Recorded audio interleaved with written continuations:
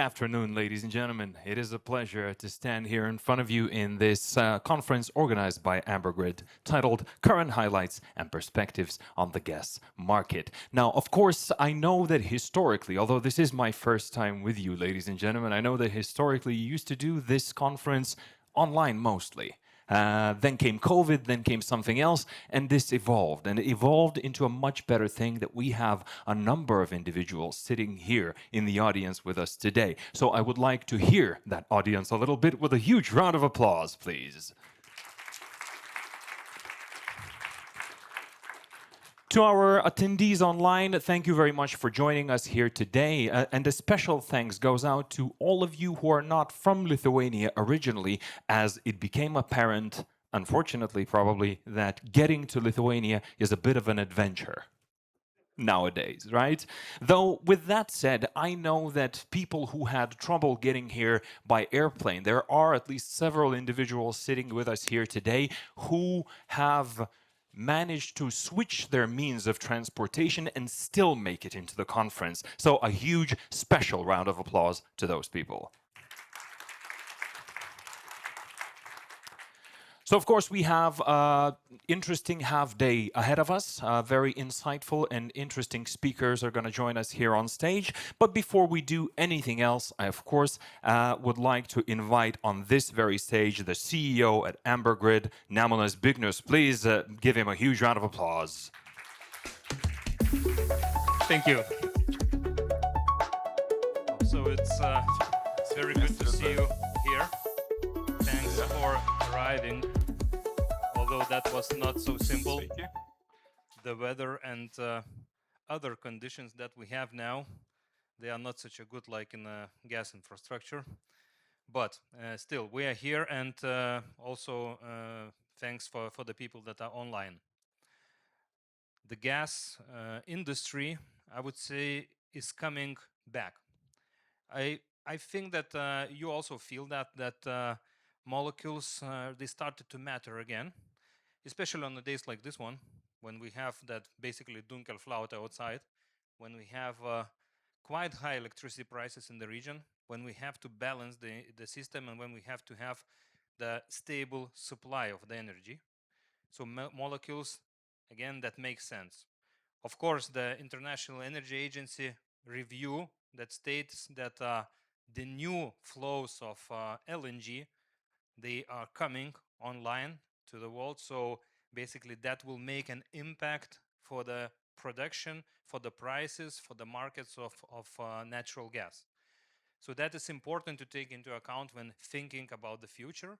And that is the background that we all should be thinking when we talk about the transportation, the trading, the consumption, the industry, or electricity production. So those things should be considered, and I am sure that also we will discuss here on stage and with each other today. Ambergrid is the infrastructure operator, the infrastructure that is on the crossroads. We have interconnection with the terminal, at least one terminal in Lithuania, then it is the terminal in Estonia. We are also interconnected very well in the region. I am happy about that. We have underground gas storage in Latvia. We have interconnection with Poland. There are terminals also in Poland. And there is a consumption in the region, although it is not such a high one like we used to have 10 years ago because of different changes. But I think that we have adapted to those changes. And gas still remains, as I mentioned before, extremely crucial product, especially when we are talking not only about the quantities, but also about the capacities. To have the capacity when it is needed, it is our main task. So that is why we take care about our infrastructure, although it is not new. The first pipelines, they were developed from the 60s up to several years ago. So basically, we have 2,300 kilometers of the pipelines that we have to take care. And we are sorry, sometimes we might cause some uncomfortable situations when we do repairs, but they are necessary to have the system online when it is the most needed. So that is also a very important part in here. What do we have here? Also in the market, we can see that the maturity of the gas trading especially on the Get Baltic EEX now platform, has evolved so much, and it helps to develop the market, to have better gas flows and better understanding on why we are paying one price or the another. We also have the benchmark and everything, stuff like that. So I hope that you feel the value from that change that happened this year as well. Our team, we are engaging into conversations with our partners to have better understanding of how the infrastructure works, how to use it the most effectively, how to have better regional flows. So regionality is our strength and our opportunity also. So from Finland down to Ukraine, I am happy that we have a good collaboration between system operators and also between our partners, between traders, between consumers. So what we will do in the future? Now we have quite a boom with the biomethane production. We are really happy about that. We have connected until today 5 producers here in Lithuania. We have 8 more agreements. So I am expecting that until the end of the next year, we'll have about 12 biomethane producers. We have an option to export biomethane with certificates of origin through the pipelines or even through the LNG. So that is very good option and opportunity for the business. So I am inviting potential market participants also to consider or to talk to our colleagues, to our experts, how to do that. So we will be more than happy to help you and to consult you. Also, we are working on the future gases. It is on the hydrogen. In the gas business, I think everybody agrees that it takes years and sometimes even tens of years to have the infrastructure in place. The hydrogen potential is huge, but also we have to be very strategically cautious and to prepare for ourselves for the quite long run. It's not a sprint, it's a marathon. So that is why I'm very happy working together with our partners in the region on the hydrogen backbone, and also with potential producers of the hydrogen. We are having very good discussions and trying to shape the future of our countries, because hydrogen will be that part of the molecules infrastructure that would help to develop further, to evolve us. So we have many options.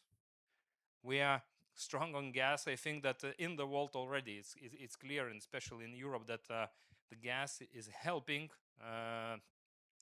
to achieve the sustainability or climate goals. So we are working on that together with you. We are working on the new gases and new infrastructures. So I am wishing for all of us today to have some fruitful discussions between each other, to hear from the colleagues, and they have things to present, and to work further together in the region to develop ourselves and our clients and to have the best results. So have a good day and have a fruitful business in the future. Thank you.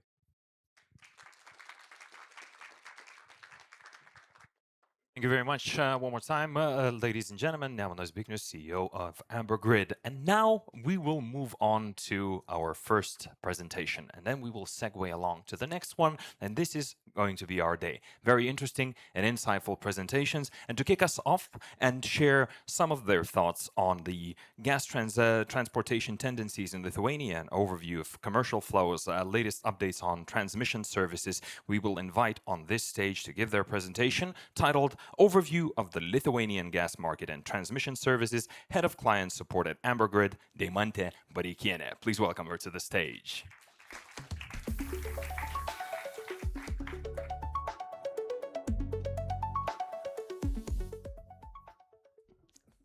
Hello to everyone. It's a very great pleasure to meet you here in this conference, and some of them remotely. And it's becoming tradition to meet each year and to share with you insights about the gas market development. And let me start my presentation from short brief overview about gas market situation in Lithuania. So shortly, during this 9 months of this year, 24 terawatts of gas was transported through Lithuanian transmission system. And it's 15% increase comparing to the last year. The last year gas transportation was lower due to the temporary suspension of Baltic connector and LNG terminal that was under technical inspection. And this year, gas increase was mainly driven by gas transportation to European countries through Santaka and Kemienai connection point. The gas consumption in Lithuania this year decreased, and it decreased by 10%. And the main reason of the decrease is the drop of gas needs for fertilizer production, but partly drop was compensated by increased needs for electricity production. The Klaipėdos LNG terminal is mostly the most important gas source that covers main Lithuanian demand. And during this year, 9 months period, almost 90% of gas was transported from Klaipėda LNG terminal, when the remaining part of gas came from Europe. As Nemunas already mentioned, we can see rapid biomethane injections growth. And the first biomethane plant was injected to our system 2 years ago. And currently we have 5 biomethane producers that inject biomethane to our transmission system. The Baltic Finnish region still plays a very important role for reliable and flexible gas transportation. And with the 44 terawatt hours gas demand, it ensures gas transportation through main strategic elements like LNG terminals in Lithuania and Finland, Inčukalns storage, Baltic connector that connects Baltic countries to Finland, and the main interconnection points, Kemienai and Santaka.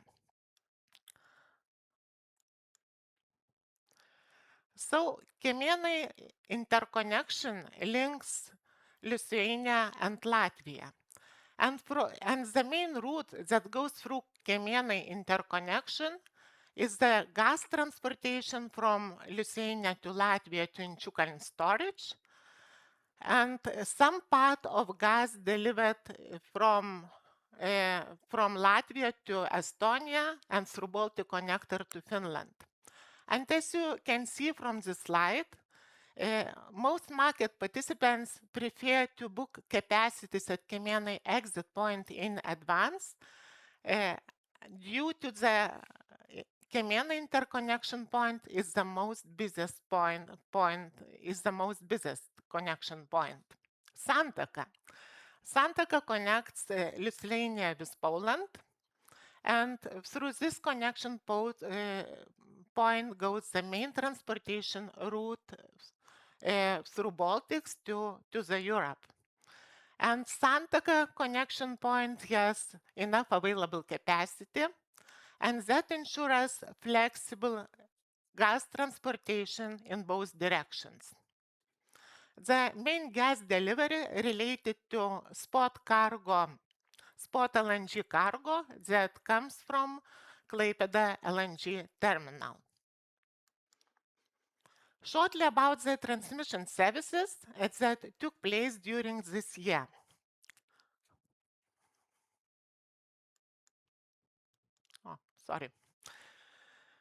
So, from the 1st of October, capacity at Kemienai connection point is allocated through GSA capacity booking platform. And this change brought more transparency and easy accessibility for market participants. Capacity, first of all, can be booked through CAM&C calendar, and its possibility to book capacity in advance for at least 5 years and for up to 15 years period ahead. So as you see from the slide that already half of Camino capacity at exit point is already booked and booked using yearly products for 2026. And also we can see that market took advantage of the possibility to book capacities in advance, and some part of capacities already booked till the year 2032. One of the most important changes this year was transition to European Energy Exchange. And that transition enables market to access to the wider range of trading products, to secure trading transactions with clearing services, and to achieve better integration with European gas market. For us at TSO, this transition also was very important, as we had to integrate products that previously were used in the Get Baltic to integrate to the new exchange platform. So implicit capacity service was successfully integrated, and from the September, market participants can book capacities together with trading transactions in the new exchange platform. From 2026, new tariffs are approved by National Energy Regulatory Council. And the main change of these tariffs is that simplified postage stamp tariff structure is introduced. That means that uniform tariffs for all entry points or for all exit points are introduced. And for entry points, it is one component tariff, and for extra points, and for exit points, it will be a two-component tariff. The other changes of tariffs will be as follows. First of all, there will be no charge applied for consumption tariffs, and domestic users will pay only tariffs for booked capacity and transmitted quantity. Zero tariff will be applied for biomethane entry points, and there will be some temporary increase of there will be a temporary increase of tariffs for booked capacity at exit point and slight increase of quantity component tariff. Due to the biomethane production growth, we see the rapid guarantees of origin growth. And during the last year, the volume of issued guarantees almost tripled. Also, we see from the market that market becoming more active in exchanging guaranteed transactions. It means that market use not only guarantees issued in Lithuania, but also it use the import and export guarantees as well. So from the September this year, the new guarantees of origin register provider, Grexel system has been chosen, and this enables us more effectively transfer guarantees between European countries. The next step that we're planning to join to RRGAR and AAB platforms that enables us to exchange guarantee certificate between countries that are members of these platforms. So, and at the beginning of this year, new system management center was opened, and it's a very important investment for gas delivery security. And SCADA system is equipped with modern technology that enables us monitor and control all transmission system remotely. That means that engineers from their working places can fastly react to any emergency situation in case it will happen. And finally, we every year asking you, our clients, to give us feedback, what we can improve. And first of all, I would like to thank you for giving response to us, for sharing your opinion. And your feedback is not only note for us, it's a responsibility for us how to be better. So every your insight, it's very important for us, and we are trying to improve the services for you and to align them according to your needs.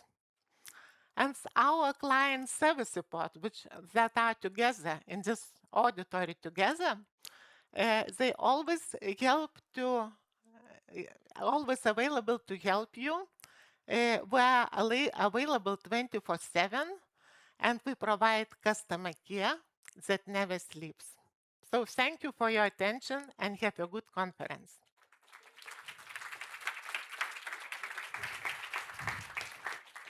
Thank you very much. Deimante, thank you for an insightful presentation. If you are unsure, the client services email address and phone number was there, right? Available at any point. All right, and now moving on, our next presentation will cover ongoing and completed projects aimed at ensuring the reliability and security of the gas transmission network. So, ladies and gentlemen, please welcome to the stage Head of Operational Management at Amber Grid, Povilas Daugnora. Please welcome.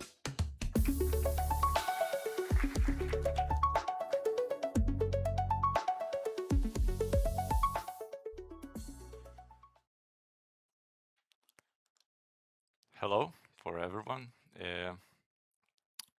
It's great to see you. My name is Povilas. I'm Head of Operational Management, and today I will cover technical and operational topics and updates from our company. Let's go on, and I will make a short review about physical or technical flows for each interconnection point, also involving inner consumption and biogas production. So what we see that Klaipėda is feeding us by 25 terawatt-hours, while Kėmėnai point is working almost on exporting direction by 10 terawatt-hours, while importing just 1. Need to keep in mind that these figures are from 10 months of present years of 2025. So same situation on Santaka point, exporting 2 terawatt-hours while importing just 0.1. Despite the fact that Kėmėnai point is the most usable interconnection, Santaka has its own perspectives to grow. So I hope we will have nice discussion later on about it.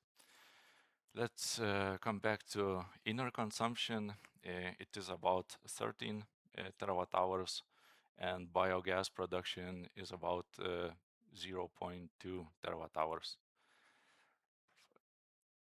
By the way, we have a transit to Kaliningrad. It's about 15 terawatt hours, but it has no impact for regional flows.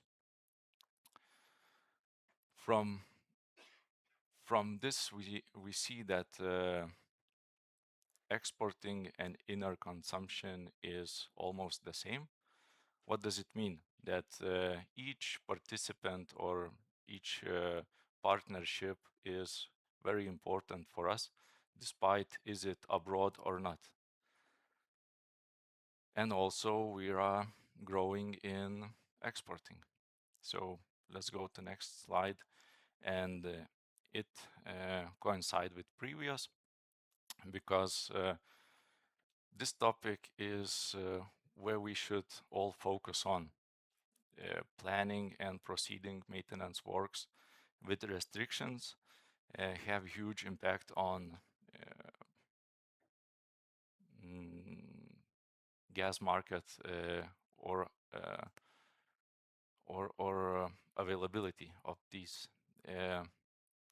For that reason, we have process which covers local and regional planning with key steps, participants, expected results, and how it lay on timeline. Need to keep in mind that available contractors and technologies are essential part of planning, because we need to estimate all possible risks and how to manage it. So for that reason, also we have short and term planning. Short term is 1 year, and long 5 years.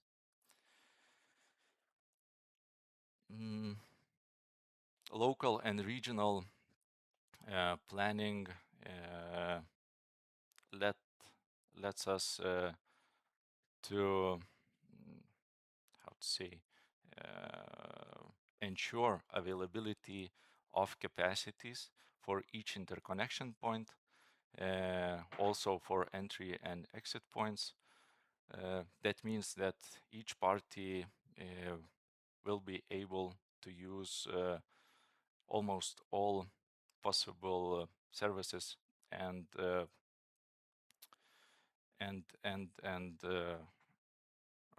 products annually. So if the plan is implemented and proceed without any changes or delays, it will affect the market in the shortest period of time.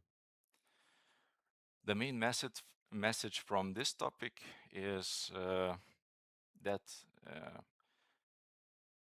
maintenance work plan is not for the work itself, but for ensuring gas needs and available capacities for upcoming restrictions. Now we can go further, and the next slide also coincide with previous one. And let's talk about technologies which allows us to avoid these restrictions. This slide does not consist of all technologies that we used, but I will give few examples of it. And the first from the list is pipeline diagnostics.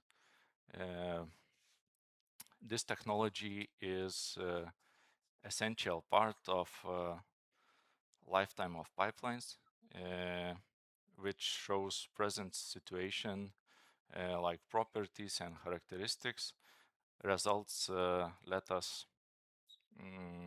make fast and effective decisions for ensuring the safety and reliability of the system. For statistics, we did diagnosis for 67 kilometers of pipeline in 2024, 129 kilometers in present years, and we plan to do 322 kilometers for upcoming year in 2026. Next technology from the list is mobile compressor. This technology allows us to save methane emissions and avoid long-term restrictions while we need to lower the pressure in the system or degasify the line pack. Also, a few figures for statistics. We saved 17 gigawatt hours from venting to atmosphere in 2024, 12 gigawatt hours in present years, and we plan to save about 15 gigawatt hours in upcoming year. Next, the last but not the least, LNG mobile station. It is mostly used for ensuring flow or gas quantities to DSO, and this technology let us make works in much more flexible way, despite any situation, is it planned or emergency situation. We used half of gigawatt hour in 2024, 0 in present years because procurement process was terminated, and we plan to use 2.7 gigawatt hours for upcoming years. All these technologies and others let us increase availability of capacities for each interconnection point, and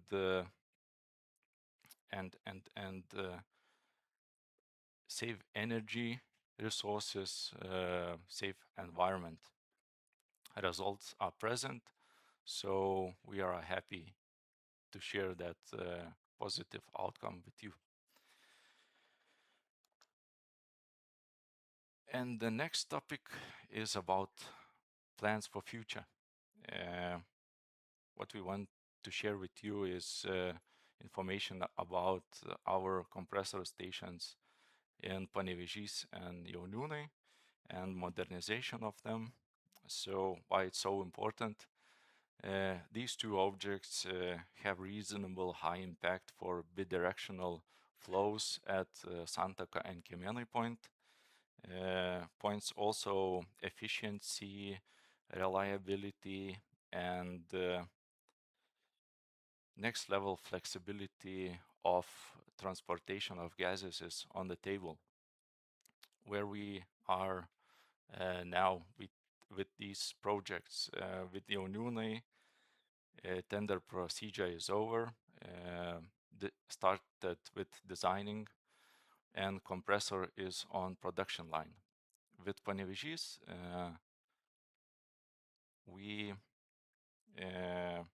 technical specification is done, qualification tender is on the go, and a lot of steps in front of us. It also need to be considered that main gas corridors of Lithuania is essential, but I hope that we will have discuss about these objects next client event in 2026. So that's all from my side. Thank you.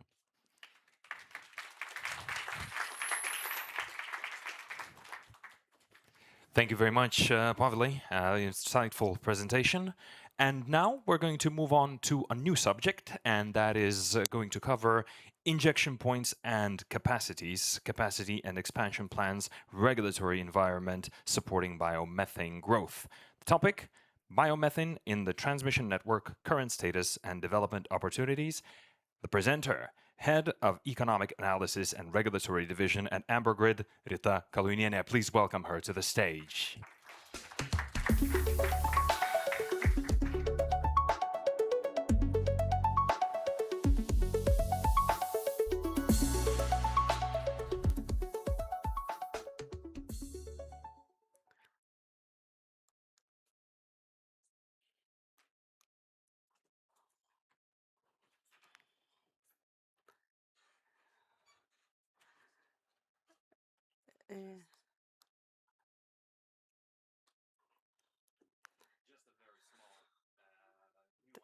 We are waiting for the slides to pop up on screen.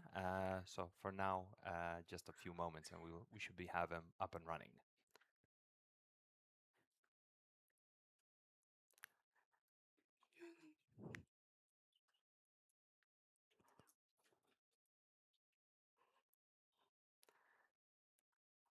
In the meantime,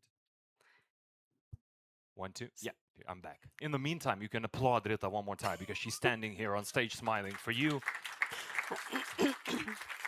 For those of you online also, if you have the capacity to show virtual love, please do that as we try and figure out the small technical intricacies in trying to pull up a PowerPoint presentation.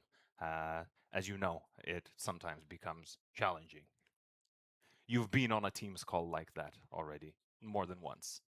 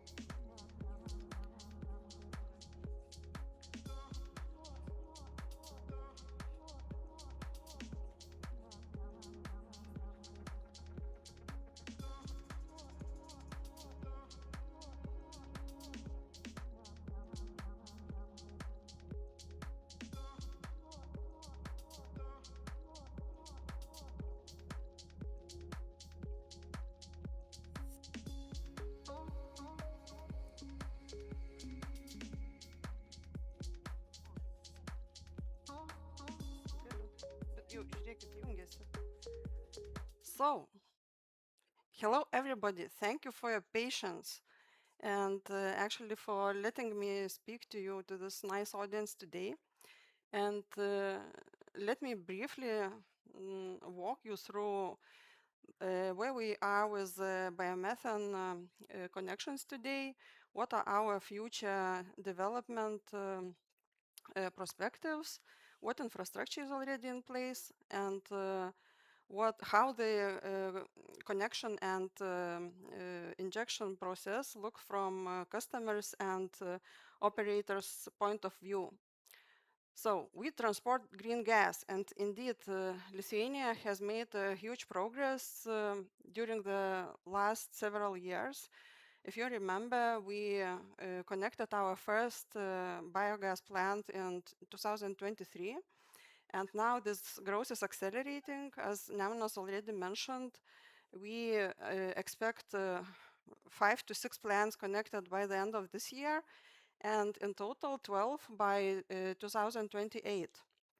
And till now, by the figures of October, we have already accommodated about 370 gigawatt hours of biomethane according to existing cooperation contracts with our customers.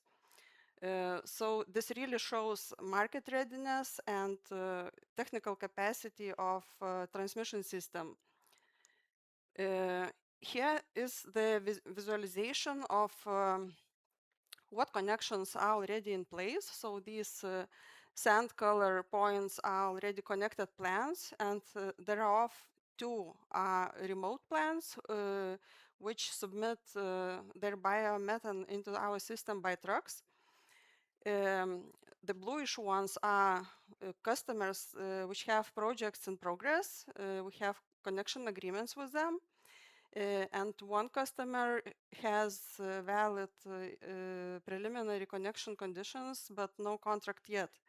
Moreover, we know that our colleagues in distribution system have connected one plant also to the distribution grid. So this shows a really significant move forward, and our goal, our role as the transmission system operator is to ensure smooth, transparent, and predictable injection of biogas into transmission system. Looking forward, what we expect as injected biogas flow into our system is 0.25 terawatt hours this year, and then steadily growing up to 1.4 terawatt hours in 2030.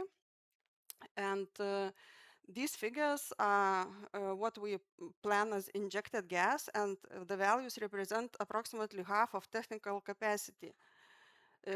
Also, these values align well with our national energy independence strategy, which anticipates 1.4 terawatt hours of biomethane production by 2030 and has ambition to reach 3.4 terawatt hours in 2040. So, and also for better illustration, when we reach this point of 1.4 terawatt hours, this would cover approximately 8% of current Lithuanian domestic gas demand. So out of that, we can really see that biomethane is becoming one of the key pillars in decarbonization, not only in gas sector, but also in broader energy system. This is, well, I think this might look quite boring, but why I am showing it? Because we still invite new investors, new developers to also develop plans and join our transmission system. Majority of our customers are already in this phase of construction works, but I will repeat maybe from the beginning that to start connection procedure, clients should submit application indicating basic parameters of connection needed. It's one pager, really not complicated. Preliminary conditions are valid for 12 months. During this period, customer might develop his plans, consider whether conditions are acceptable for him, and then ask for a connection agreement. Our changes in our legal system really allowed our customers to develop projects faster. And we have two options of works to be done. So one option might be that in the old way, operator constructs transmission site by himself, or we can delegate it by the power of attorney this works to be done by customer himself. In this way, public procurement procedure is not mandatory anymore, and customer can be more flexible in performing works and in choosing supplied parts, so to say. And I would like to point out for those who are in the progress of development of the project that when you come closer to the end, please also start thinking about the part when you will become a transmission system user.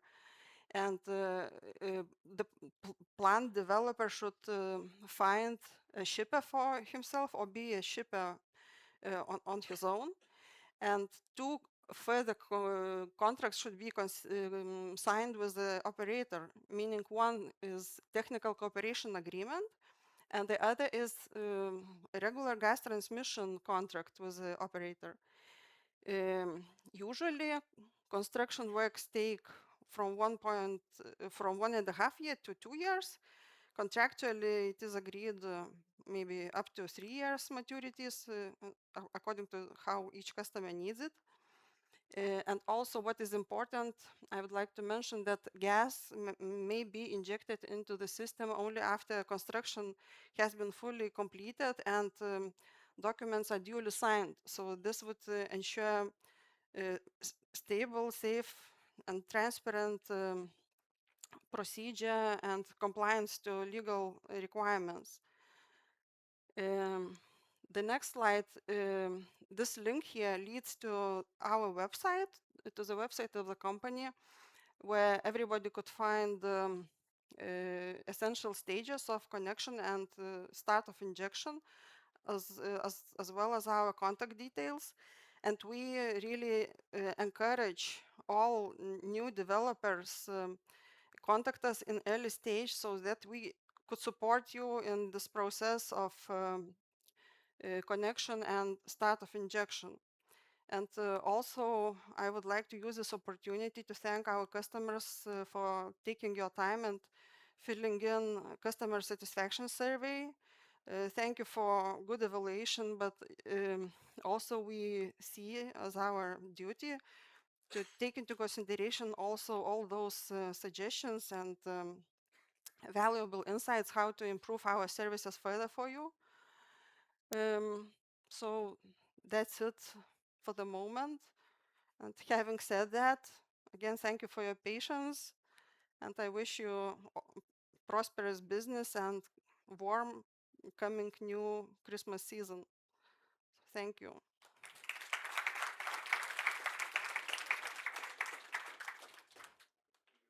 Thank you very much, Rita, one more time for your presentation. Apologies for the small technical glitches that we experienced. I wanted to stand up on the lectern. There's a discussion online for those of you that are not familiar with this. There are two words in the English language to describe this thing. It's either a lectern or a podium. And sometimes people go into really deep discussions on what those are. So this one is actually a lectern on a podium. Okay, enough horseplay. Let me move on to our next bit, and that is, as you can see, a panel discussion that I'm about to introduce. Lithuania has set ambitious goals in its national energy independence strategy to contribute to EU energy and climate objectives. One of the key targets is to increase the share of renewable energy sources, including biomethane, in the country's final energy consumption. According to the renewable energy law, this share should reach at least 55% by 2030. From the previous presentations, you saw that by 2030, the production is expected to reach around 1.4 terawatt hours, and by 2040, 3.4, marking a significant leap forward. In the discussion, we will cover how Lithuania is progressing with biomethane development and the challenges that it faces. What are the current trends in biomethane trading? How biomethane can contribute to reducing greenhouse gas emissions? And I would like to introduce the discussion participants. So, first of all, joining us over here is UAB Agrokoncerno Biometanas Director Justas Sadzevičius. Please welcome him to the stage. UAB Agrokoncerno Biometanas is part of Agrokoncerno's group. The company produces biomethane from livestock-based raw materials generated in the group's farms, contributing to added value creation, sustainable waste utilization, and environmental impact reduction. Its biomethane plant started its operations in 2024 and supplies approximately 2 million cubic meters of biomethane annually to the Ambergrid managed gas pipeline. Our next panelist is Arnas Belanavičius, a renewable energy trader at ACT Commodities. ACT Commodities is a global leader in environmental and energy commodity trading. The company helps businesses achieve climate goals and comply with emissions regulations. Arnas works with both producers and buyers to facilitate cross-border biomethane trading and integrate Baltic biomethane into the broader European market. And finally, another panelist is joining us online. That is Tomas Paulaitis, consultant and auditor for the EU emissions trading system. Tomas specializes in sustainability, certification for biofuels and biomethane. He serves as an auditor for ISCC, International Sustainability and Carbon Certification, and RedCert, a European certification scheme for sustainable biomass and biofuels, ensuring compliance with international sustainability standards. Now, I'll also grab a seat with you gentlemen, and we can get the ball rolling. So, my first question is going to be directed towards Justas. The question is, so Agrokoncernas has launched its biomethane plant in 24 in Alksniupiai. Funny thing is, I'm from there, actually. Well, thereabouts. The facility is connected to the Ambergrid transmission system and produces biomethane from livestock waste. Can you share your insights on which stages were the most challenging when preparing to launch the plant? Yeah. Hello. Yeah, if we think deeply, I think the most challenging stage was the business decision, as we were a new entry to the market. The whole guarantees of origin market, all certificate requirements, everything was unknown. Also, it is quite challenging to get uh, to get the financing if you do not actually know the future value of your product. So it was quite challenging, but of course we overcome it. National subsidies, EU subsidies helped a bit. And the second challenge was, of course, this planning, constructing. We were the second ones who uh, uh, had the injection to the grid installed. So it was challenging, but I think not quite successful. Obviously, Sure. we're celebrating here today, right? And what, if any, that you haven't touched upon? Any technical, financial, or administrative challenges did you face during the project implementation phase? So to connect with the previous presentation, as you saw, there is this time in which the investor connects the plant from the start into the operation.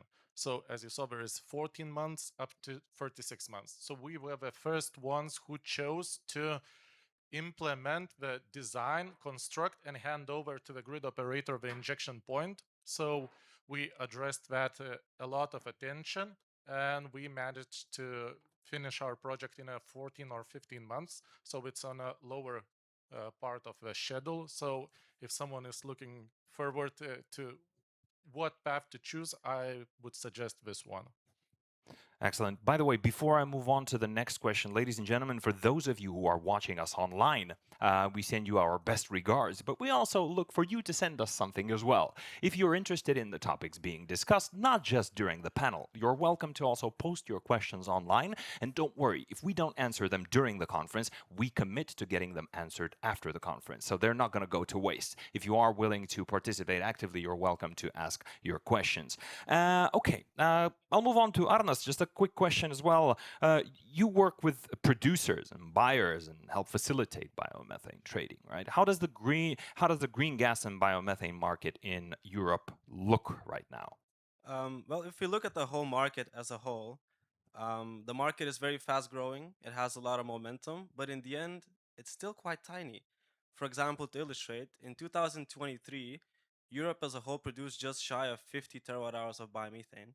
If we look at Europe's goal, according to Repower EU, we want to scale to about 350 terawatt hours by 2030. So the gap is still huge, and if we keep going at the speed that we have been up until now, we might not be able to reach it. So what's the issue? We have a couple issues regarding systemic fragmentation in the market. If we look at each country differently, I mean, each member state has their own rules and regulations, their own subsidy schemes. For example, they also look at the sustainability criteria differently. In some countries, the permitting takes way too long, and just issues like this in general. So the market is definitely fast growing, but there's still some issues we need to take care of if we want to reach our target. So the bar is very high still, right? Exactly. All right. And what about any trends? You mentioned that there's local legislation nuances and things like that, which is very local, right? But are there any kind of common trends across European countries? Is the market, I mean, you would assess it as expanding rapidly or just taking shape? Well, I would say the market as a whole is definitely expanding rapidly, but here we see differences between different regions in the actual pace that they're expanding at. For example, we have some countries that are already using biomethane as their mainstream gas, meaning that a big part of their grid is already green. And here, these are countries benefiting from long-term financial incentives or like subsidies and investment support, feed-in tariffs, and so on.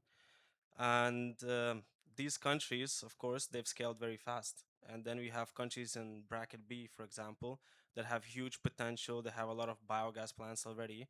They would just need to upgrade them to biomethane. But here, because of a lack of these long-term financial incentives, they're growing slower than expected. In the third bracket, I would put countries that are, I would say, emerging markets. These are countries in Central, Eastern, Southern Europe. And in these countries, it's less about scaling and more about getting projects done and getting off the ground. So, for example, here we're just building injection points, rolling out new schemes and project pipelines are just coming online now. So Europe is definitely growing, but it's growing at a different pace.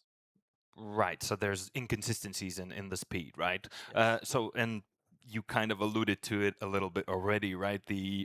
We're probably somewhere around the third bracket that you mentioned, meaning Lithuania. What's the tendencies here? I would say so, but I would say we are sort of the leaders in the third bracket because now, like we saw already, we have numerous producers. We have who are together already producing around over 100 of gigawatt hours of biomethane, and we're gonna have about half a terawatt hour next year. So, and I remember a couple of years ago I joined ACT, and there was no biomethane production at all at that point. And at this point, we're not on the sidelines anymore. Now we're in the biomethane game, and it's just about scaling up. All right. Well, we hope that we will see more of that in the coming years, right? I'll turn online to Thomas, who is also participating with us. Tommy, thank you for joining us. So, biomethane is often highlighted as the key solution for reducing greenhouse gas emissions. Could you share how actively it's being used today and what trends do you see in Lithuania?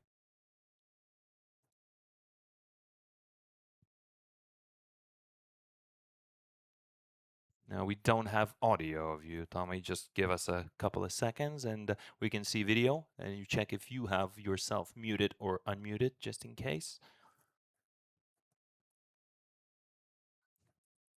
Okay.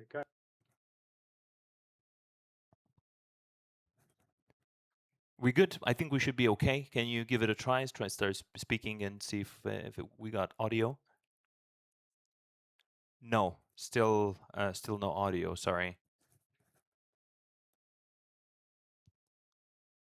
Okay. Now?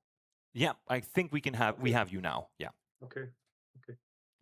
So I was asked to tell a little bit more details about use of biomethane in ETS sector. That is right. Yeah. Yes. It is not widely used at only a few pilot deliveries I know until now. And the main reason is, of course, price. Just understand the arithmetic a little bit. In case company UTS to company use biomethane, it can reduce 0.2 tons of CO2 per megawatt hour of biomethane. And take into consideration that 1 ton CO2 today costs about 80 euro. It, let's say, can save about 16 euro. So taking into account, let's say that price of gas is 30 euro per megawatt hour, saving 16 euro per megawatt hour. So companies could pay up to 65 euro per megawatt hour for biomethane.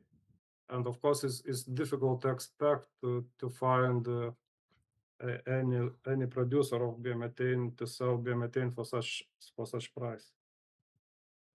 So situation could change only in case either price of natural gas will increase or either price of emission allowances will increase. Until that, only some pilot testing could be used. That is my opinion. Right. Small scale sandbox sort of thing. Right. Yes. Okay. Which biogas can be counted in the EU emissions trading system? Can you give us a little bit more insight on that? Yeah, so first condition is that biomethane shall be certified according to RED directive requirements. Certification shall be done by certification system which is recognized by Europe Commission. For instance, ISCC, RedCert, there are a few of them. And Europe Emission Trading System operators shall receive so-called proof of sustainability, which is evidencing document that concrete delivery is certified. So that is condition number one. And the second condition is that a guarantee of origin shall be cancelled at the time biomethane is delivered to EUES installation. And I can explain why it is needed. That is needed because it is required to prevent that benefits from biomethane will be received twice. And as you know, guarantees of origin can be sold separately. Therefore, a requirement is that guarantee of origin shall be cancelled at the time of delivery. And of course, shall be evidences that biomethane was sold physically, let's say, shall be invoices, contracts. Yeah, and then only then US ETS operator can consider it as zero emission Right. biomethane. Okay, thank you very much, Tommy, and we'll return to you in a bit. I'll turn back into the gentleman sitting with me on stage. Just I'll grill you on a couple of more interesting questions in relation to your launching of the biomethane plant. So, of course, we're moving on from the inception and the implementation, right, to experience after launching the plant.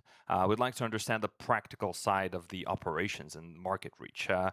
What are your main challenges today on after the plant has become operational?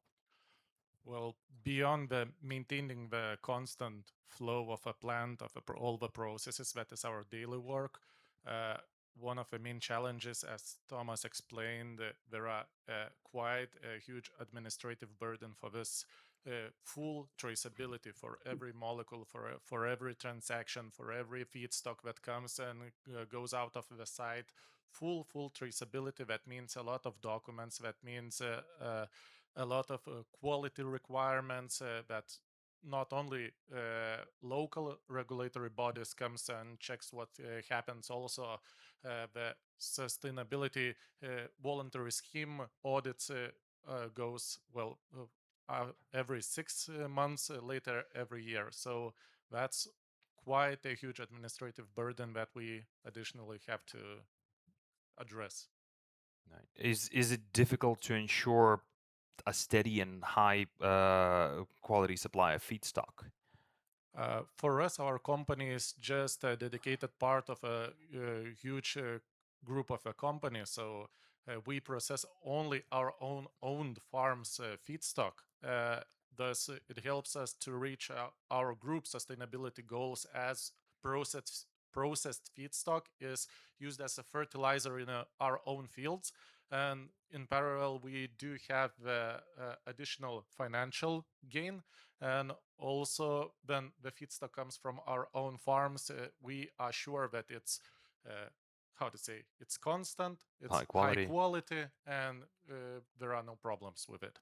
Understood. And you probably also have an indication on which countries are currently using your biomethane. Can you share a little bit on that? Our product, because of it is animal-based dairy cow manure, so it's a high value with very negative scores, carbon intensity scores. So it is used primarily up until this point. All our biomethane was exported to the Netherlands. Because we're adding the compression factor into our calculations, I think it is used in a heavy-duty transport. Right. So currently the Netherlands and then the rest of the world, right? Okay. Moving on, I'll just turn to Arnas for just a little bit again. So biomethane markets in Europe are obviously growing, as what we said. Maybe not at the pace that we would like them to, right? The cap is still quite high, but the price, quality, and policy differences can make a big impact. You also alluded to that, right? There's a numerous different challenges in multiple countries. We'd like to hear your perspective on how Lithuania fits into this picture. Well, Lithuania is actually a quite interesting case because If we look at it purely quality-wise, Lithuanian biomethane is very good quality. If we look at feedstocks, everything is produced using waste and residues. Also, if we look at subsidies, since Lithuania doesn't have a feed-in tariff, all of the biomethane is earmarked as unsubsidized. And this is very interesting for the buyers. Although we have seen some issues in the past, or not issues, rather some struggles, because of Lithuania being put in that category of emerging markets, when the market is oversupplied and the buyers have all the negotiating power, they start to pick and choose in the market which country they would prefer to buy. And in those cases, they might ask for a discount. And it's not because of the quality, it's purely because of the perception, or because there might be some extra administrative risk linked to buying biomethane from Lithuania. Another thing that we see a lot less these days, but before it used to be a lot more common, although it still happens, sometimes the buyers, they want us to prove flow or capacity booking from country A to country B being the buying country. And in this case, Lithuania ends up being quite far and it can be very expensive. So the quality is very good, but there's still some hurdles regarding the perception of the biomethane itself. What do you think would it take to overcome those hurdles? I think it's just about being in the market more and selling the biomethane more. It's a question of time. I think even now it's a lot less than it was last year. And I think next year is going to be, we're not going to have them anymore, possibly. Right. So time in the market, right, is Yes. the answer. Exactly. All right. Tommy, I'll move back to you online for a quick one as well. Can you talk a little bit about the sustainability certification? It's a key requirement in many EU countries, and Lithuania adoption remains limited. Can you speak to this a little bit? Sorry, why it is limited? Because we have a lot of certified companies already, and right. So we're contradicting the statement and saying that it isn't actually limited, right, anymore. That was a perception from an earlier time period. Yes, but certification is mandatory actually. So without be certified, it's not possible to sell anything actually. And do you wish to have procedure how to be certified, or? Yeah, I mean, in your view, let's say a more kind of concrete question, right? In your view, why is biogas accounting with sustainability certificates? They're saying that it's is there a cost barrier that it isn't widely applied, or do you think that it is actually, and why do you perceive that that's what we should be saying?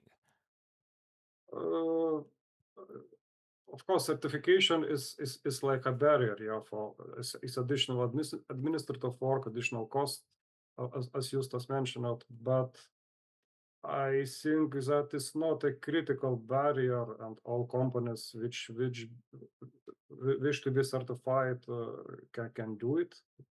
It is not extremely costly and it's not extremely difficult to achieve. I don't see that as a problem actually. I think biomethane producer face bigger challenges than certification. That is my opinion. That is not a big problem. But yes, certification is mandatory. Without that, biomethane do not have any value. All right. Yeah, so just a closing remark, I guess, from all three of you gentlemen. The question is the same. Your thoughts. Each of you, in a few words, what are the key factors you believe could drive development of biomethane in Lithuania? I guess we can start with, just stay with you. Well, in my opinion, as Arnas addressed about the subsidies, there was a recently published EBA paper with all the subsidies which are implemented in all the EU countries. So Lithuania is one of that is just mentioned with one sentence that there is subsidy for the investment, and that's it. There are some countries like Italy, France that are subsidizing the feeding tariff. That would, in my opinion, help the investor. And also, I think that making possibly maybe accelerating the injection point, compliance, approval stage, permitting, etc., would help us to, implement the new plans much faster. Right. Are there anything to add on that? I agree. I think subsidies is the answer as well. I really like to answer. I think I'll just add an example, perhaps. I think a good example could be all of the Baltic states, actually. If you look at Estonia, Lithuania, Latvia, or Estonia, Latvia, Lithuania, each of these had a different subsidy profile. Estonia was the one who started first with the production subsidy. Lithuania is the one that has an investment subsidy, and Latvia has had no subsidies at all so far. And we can see that Estonia, for example, started producing biomethane already back in 2018, or like somewhere around that time already. And for example, we see Lithuania has an investment subsidy, and we were beating Latvia for about a year and a half as well in the first production. So I think subsidies are very important in this market, and I also think that's the answer. All right, thank you. And Tommy, anything to add from your side? I would like to tell a few details regarding subsidies, because question was if subsidized biomethane is suitable to count for US and US ETS companies. So answer is that subsidized biomethane is not possible to count, but I mean subsidies for tariff. And the reason is that RED directive requirement is that member state shall not issue guarantees of origin for subsidized biomethane. And as I remember, I told that guarantees of origin, cancellation of guarantees of origin is one of conditions to count biomethane for EU ETS installations. So no guarantee of origin, no use. And if you have subsidies, you cannot have guarantees of origin. So again, Lithuania is in a good position, because in our country, support was made for investment only, not for feed-in tariff. So that is good. And regarding perspectives, of course, there is different things. One is production, and another is market. So local market, unfortunately, is not big. Growing is limited from my point of view. Maybe EU installation will start to use, but again, as I mentioned, this current price level of emission allowances, that is not financially reasonable. So producers shall rely on export mainly. All right, thank you very much, Tommy. And I'll just turn to the audience here in the studio. We still have a couple of minutes. Maybe somebody, we don't have any questions online as of now, but maybe somebody sitting in the audience has any questions to the panelists. If there's no questions, at least 66% of the panel is available in the conference room, so you're welcome to approach them. And I know that while industry and homes are powered by gas and electricity, people are powered by coffee, right? That is why I'm going to announce a quick coffee break, give or take 20 minutes, and we will start letting people in again into the room in 20 minutes time, where we continue our presentations. So thank you very much to our panelists one more time. Please give them a huge round of applause. And thank you for participating so far, and have a grab of coffee, and we'll see each other soon.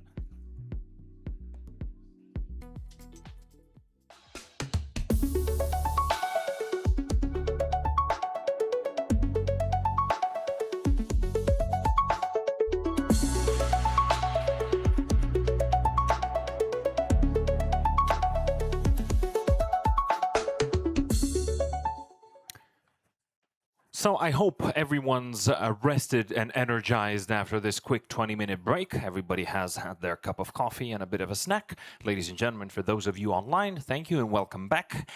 We are moving on to our next speaker. So The presentation that you're going to hear right now is going to cover on recent gas infrastructure cross-border developments, Ukraine's access to diverse gas routes, and the role of its infrastructure in EU supply security.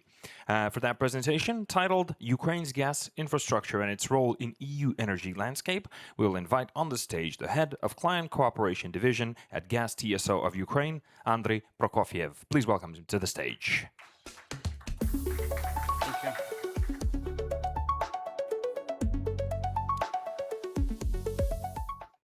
Thank you very much, dear colleagues. Thank you for the opportunity and for a wonderful organization of this this event. In my presentation, I will try to concentrate a little bit on Ukrainian gas market. So just to give you the general overview of how it works and the main figures. I will use the figures from last year because now during the martial law we are quite limited from publication of any information about the local market. So these are the publicly available figures, but in general they are the trend remains the same. First of all, starting from 1st of January 2025, we no longer have the transit of Russian gas to the EU. The system works, nothing collapsed, so everyone survived. So despite all this market fuss that has been in the European markets during the whole 2024, all these ideas of swaps for some gas of other origins, how to keep it in place. So no tragedy happened on 1st of January. So all the countries who are still unfortunately reliant on Russian gas are still living without any disconnections, and the gas is still there.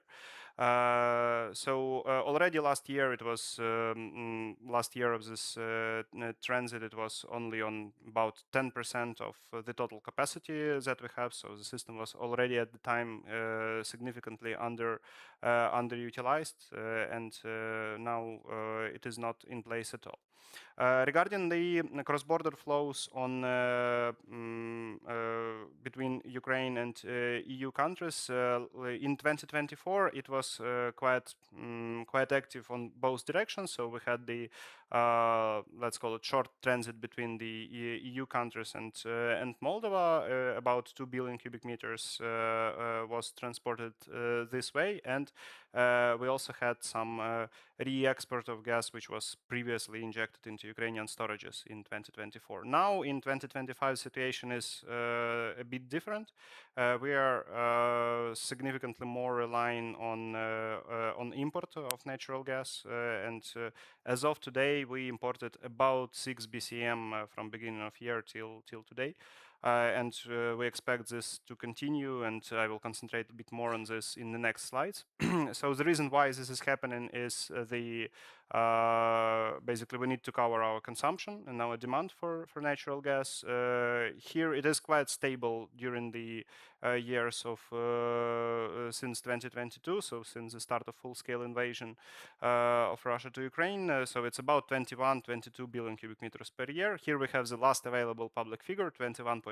It was in 2023, then in 2024 almost the same figure, and now we're observing similar trend. It is it might be a bit higher and when we have the full year, but in general the situation is very similar.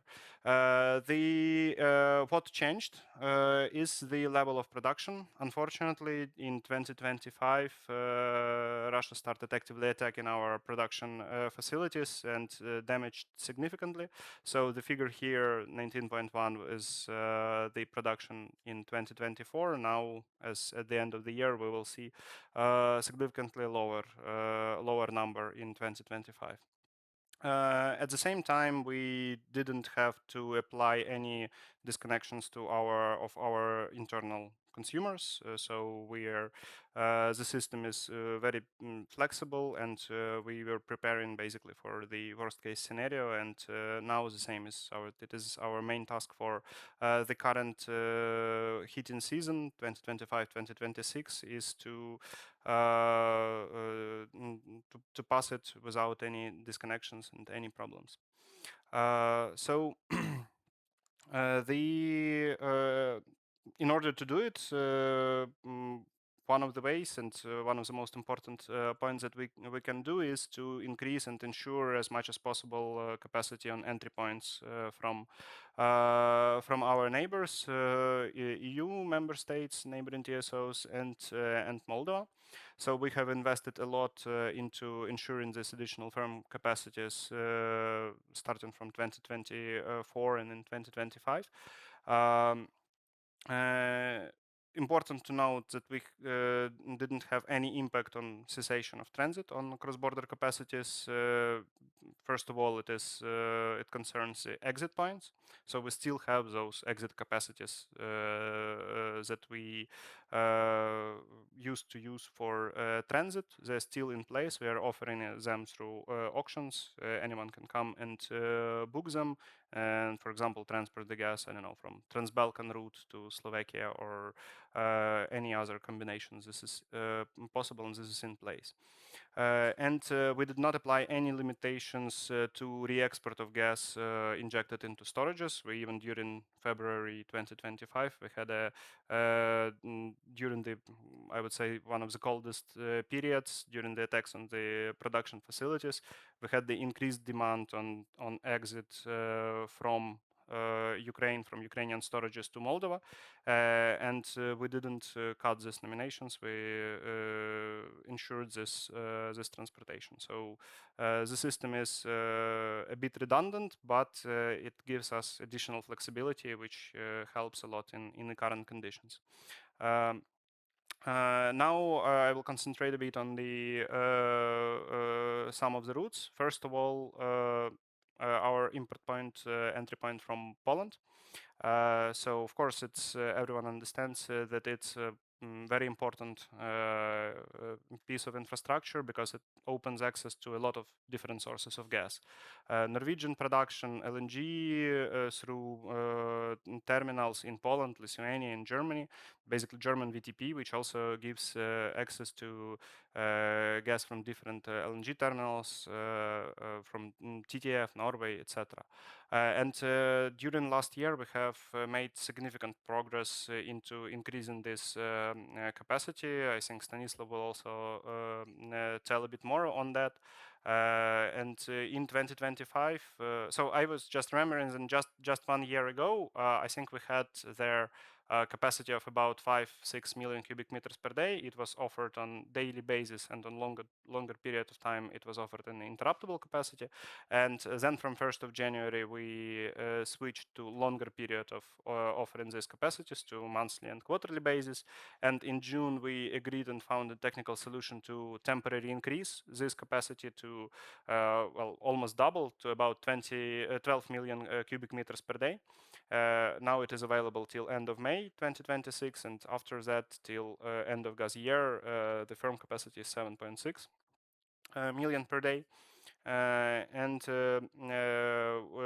importantly, that here we are talking about current capacity which is offered currently to the market, but at the same time we are running the standard processes of market demand assessment and the incremental process to offer this capacity on a long-term basis. And during this year we conducted the market demand assessment, and we also received a long-term demand for 2031 period of about 12 million cubic meters per day. So we are moving on with our colleagues during this process, and it's important also to ensure that this capacity will be available on a long-term basis. So Trans-Balkan route, we have also invested a lot of efforts into development of capacities here. So just a bit more than 1 year ago, we didn't have any firm capacity here at all. So we established first firm capacity of 1 million cubic meters per day, starting from 1st of September 2024. Then in December last year, we agreed to increase it to 7 million cubic meters per day. So it was the capacity of the endpoint of the Grebeniki interconnection point entry from Moldova. And now from 1st of October, so from start of this gas year, we increased it to 11.5 million cubic meters per day. Basically now we have the capacities of all 3 points in the route, Isakcha, Kaushana, and Grebeniki at a level of 11.5. And in the conducted works that we did allow to increase it up to 20 million cubic meters per day after the bottlenecks upstream between Bulgaria and Romania will be also eliminated, and after the capacity is increased there. So the main challenge here lies not in the technical capacities, but in the commercial aspects. First of all, it is the high tariffs. So if you want to get from Greek terminals to Ukraine, you have to pass how many? 5 cross-border points or 6 cross-border points. You have to have contracts with 5 or 6 operators, and of course the combined tariff here will be huge. And we also progressed significantly here. We found a temporary solution for this year to ensure the kind of security of supply aspect for Ukraine, to ensure that we can get access to these terminals with the discounts through Route 1 product. However, this product is basically based on the logic that only the capacity which is remaining after the standard auctions is offered with a discount. So basically, if the capacity from Bulgaria to Romania will be fully booked on the standard auction, then we cannot rely on this. That's why we are advocating on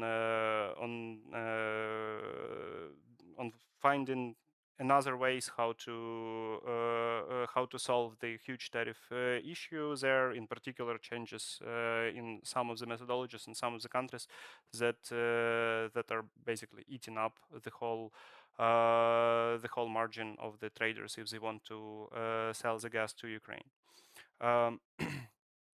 So if we take a look at the utilization of our interconnection points, basically we see that there are 2 main points that during 2025 have been heavily utilized. First one is interconnection point with Hungary. It's 83% utilization, so except for the first several months of the year, so before the attacks on our production, the capacity was used, almost all technical capacity was used.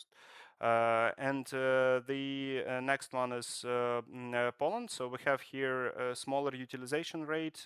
However, we have here already now with our colleagues from the system, again, probably Stanislav will show it in more details, the capacity for next year are already almost fully booked, except of some part of it for Q2. So we expect this only to increase. With the Slovakia, we have the basically biggest entry point with the EU. It has a capacity of 42 million cubic meters per day, but it is also one of the most expensive ones. That's why it's not utilized. Now the utilization rate is about 8%. But in absolute figures, it's also quite a lot. So about 1 BCM was imported as of now from Slovakia, 1.7 from Poland, 2.6 from Hungary. And also Trans-Balkan route, Trans-Balkan pipeline. Here we had so the capacity was in fact unavailable during the period till May 2025 due to the issues with supply and with Transnistria. So the after they were solved, the Moldovan TSO resumed offering these capacities, and we also saw some small utilization, but in absolute figures, it's again very small, 38 million cubic meters during the whole year. Now, if we look at the broader picture, and check that through our interconnection points with our neighbors, we can get access to gas from different sources, as I said, including LNG terminals all over Europe. And here it's important also to understand that the capacities is one thing, and the other important point is the tariffs. So if we compare the tariff routes, of course, the route from Poland and from Klaipėda through Poland is one of the most interesting ones. Here we have the comparison of tariffs for monthly products for December this year. So if you look at January tariffs, it will be a bit different already. So Klaipėda will be a bit, I think, a bit cheaper than the route from Revitusa, because monthly coefficients are different in different TSOs. So in any case, this gives a quite good picture that we have the capacities, and we are looking into increasing the utilization rates of the routes. And it's also important to understand that our system, it not only provides kind of access to Ukrainian market. Now it is considered like this because Ukraine is in need of significant import. But if we take a look at 2023 or before that in 2020, at the time, our storage facilities of our fellow operator, Ukrtransgaz, the storage system operator of Ukraine, they were utilized, like 10 billion cubic meters were stored in Ukraine of non-residents, so not Ukrainian companies. The prices for gas in Europe were very low. The spreads, summer-winter spreads, were significantly higher than now, and it made the commercial sense to use the system. Then the situation was the same in 2023. About 2.5 BCM was used. So despite the war-related risks, a lot of companies trusted us to storing the gas in Ukraine because there was a commercial interest to do it. So the spreads, 20 euro spreads, it covers the risk very well. And now we are considering our system as a potential to not only to ensure transportation to Ukraine, but also to ensure transportation through Ukraine. And during last year, even we had interesting cases when the gas was transported through our system from Poland to supply Transnistria.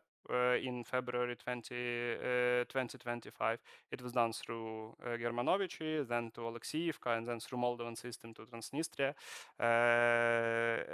So to help during this last winter crisis. And it is also potentially, after the increase and start of Romanian offshore production, it can be used to transport gas from south to north. Through Ukraine, of course, if these tariff issues that I mentioned will be solved. So we have a huge potential here, and I believe that in the upcoming winter we will see utilization of our systems, and we will see the cases of transportation of gas from Lithuania to Ukraine, from Klaipėda or from LNG terminal in Finland, and I believe that we have a very good prospects to only increase our cooperation already in the very soon in the upcoming future. Thank you very much. I will be glad to answer all the questions. Thanks very much, Andrei. Before you leave, maybe there are people in the audience that they would like to ask a question, as this is obviously a very interesting subject. You're welcome to do that right now by a show of hands. Everyone is shy. This is a Lithuanian thing, Andrei, don't worry. I'm sure that they will catch you by your hand during the networking event later, so surely they can ask their questions. Thank you very much for your presentation. And now we will be exploring another interesting subject. The next speaker is going to cover exploring Santaka connection point as a strategic hub for Baltic-Poland regional gas flows and transmission opportunities through Poland. The The presentation is titled Market Opportunities Beyond Santaka Connection Point, and the presenter is Gas Market Development Division at Gas System Representative Stanisław Brzęczkowski. Please welcome him to the stage.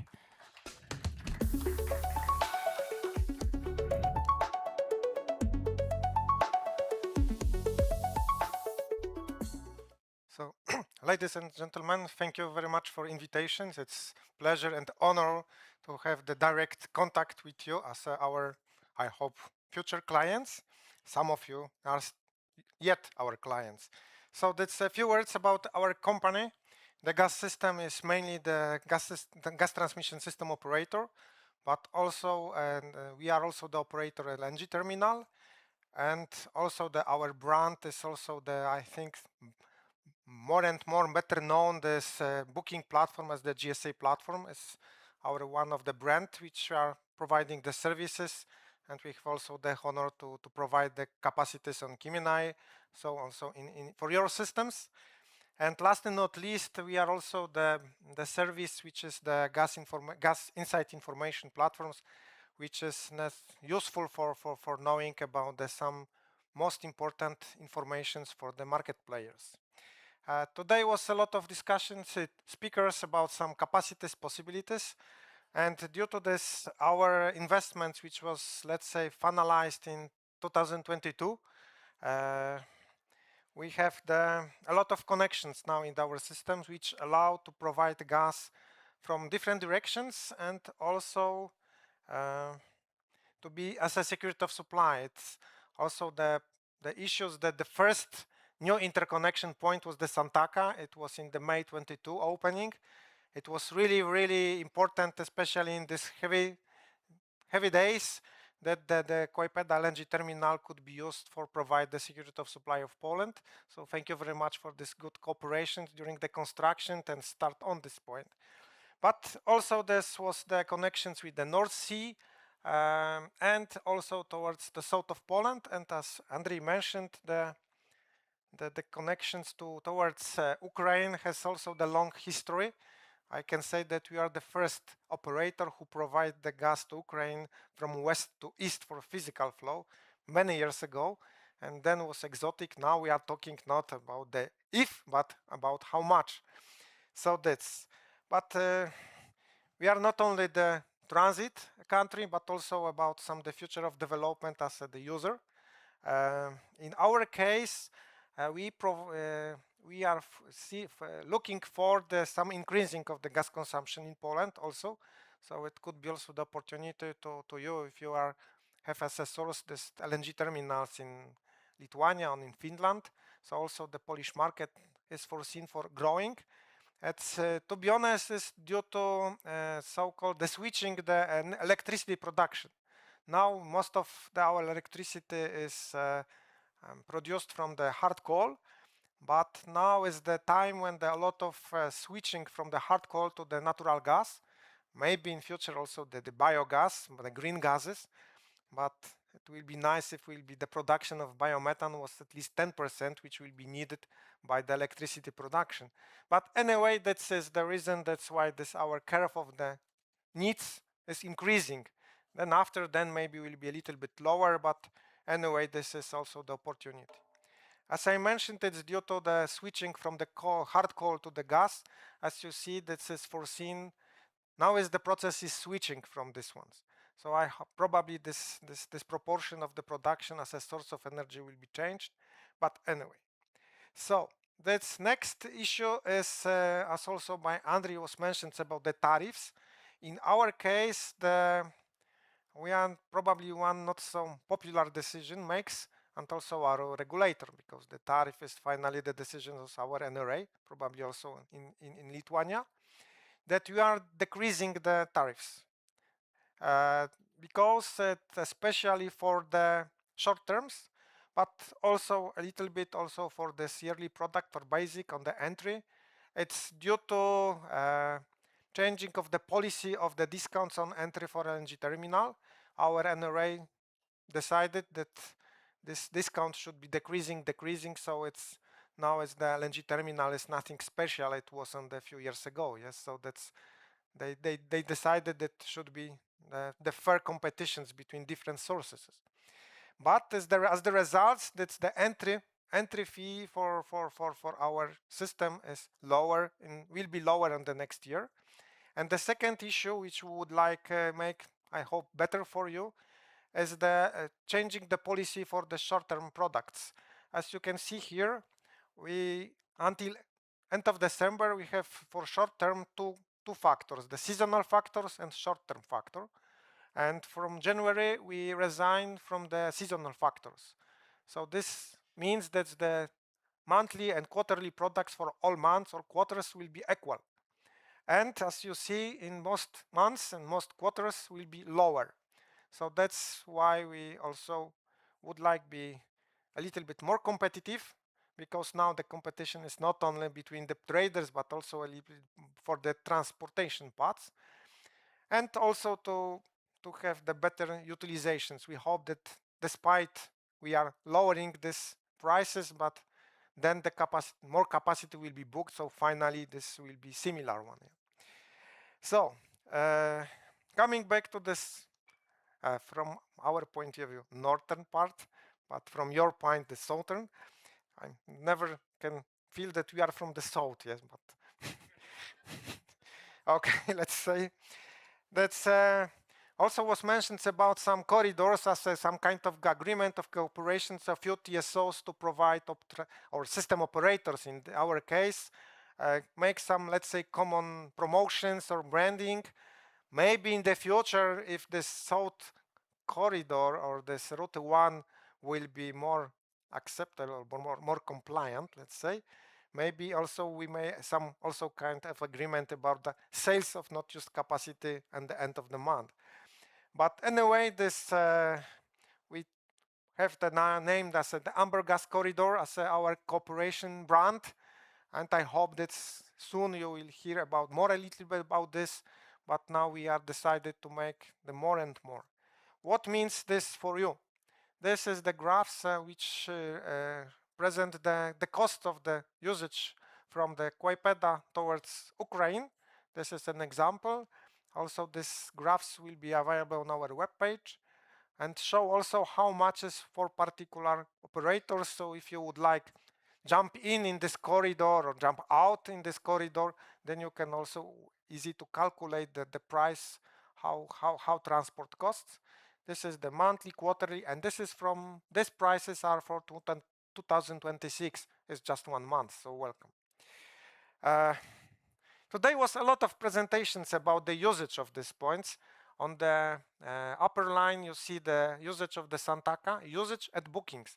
The orange lines are the usage, the nominations, and the green ones are the capacities. As you see, there's the Santaka is very characteristic. There are some peaks. I hope this is kind of the trade and deal of the day. But these rectangles, I think, is the most connected with some slots or the usage of the Klaipėda LNG and provided then forward. And as you see also for this gas year, the beginning was also looks like the deal of the day. But finally, also we have the also 1 monthly booked product. And also for today, we after the daily auctions, also I got the information for example, for tomorrow, nearly 90% of Santaka will be booked. So looks it's some additional ones. But as we mentioned about this corridor, I also would like to show you the bookings on the south between the us and Ukrainians. And you can see there are changes in the last year when this was flows were more connected with the usage of the storage in Ukraine, because our clients, shippers, used this storages in Ukraine. As Andrei showed, there are some opportunities. These opportunities were used. But then you can see there's some changes of the direction of bookings. And for the next year, we are really very surprised about the selling so much capacities.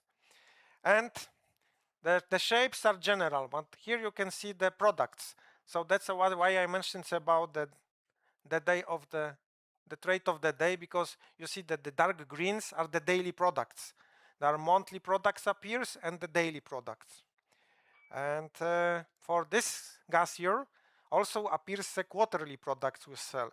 I think it was one of the first time when we sell the quarterly products on IPs, because before the most popular was the monthly and daily. The quarterly, there are opportunities, but no. Now we see that quarterly are booked. And what is a little bit also interesting, this Ukrainian exit, then you see the light green is the yearly product. Also the first time we sold on the during the auctions the yearly product on the AP. But also you see that's also from the first when this the auction of 4 quarters together. Also we sell some capacities on this level and some additional quarterly products. And as you see this period from October till December, there are also some monthly and also a lot of dailies. And due to this, you see this orange and red lines. This orange is the firm capacity, which we agree and tested, which we are really provide with 100% of probability to deliver this service. But when we saw this fully booked capacities and also talks with Ukrainian colleagues about some needs of them, we make some additional analysis and decide to offer the, let's say, additional interruptible capacity. And this capacity will be offered as interruptible. The price is 6% discounts, but as you probably know, this percentage should be connected with the probability of the interruption. So you can imagine that it's just 6% probability of interruption. I hope, and we are nearly sure, that the probability of the interruption of this area between the orange and red will be significantly lower than 6%. But who knows? So that's we are now. I always invited to book the firm capacity, but now I invite you to use this interruptible capacity, which practically shouldn't be interrupted. And also the additions, when we are talking about what I should tell you or what will be interested, I heard that is the legend that in our country is the one huge client and it's very difficult to be our client. So I would like to show you the different graph for the Ukrainian border, the number of shippers. So you can see that despite it's a few products, but now you can see that it's 9-8 shippers towards Ukraine.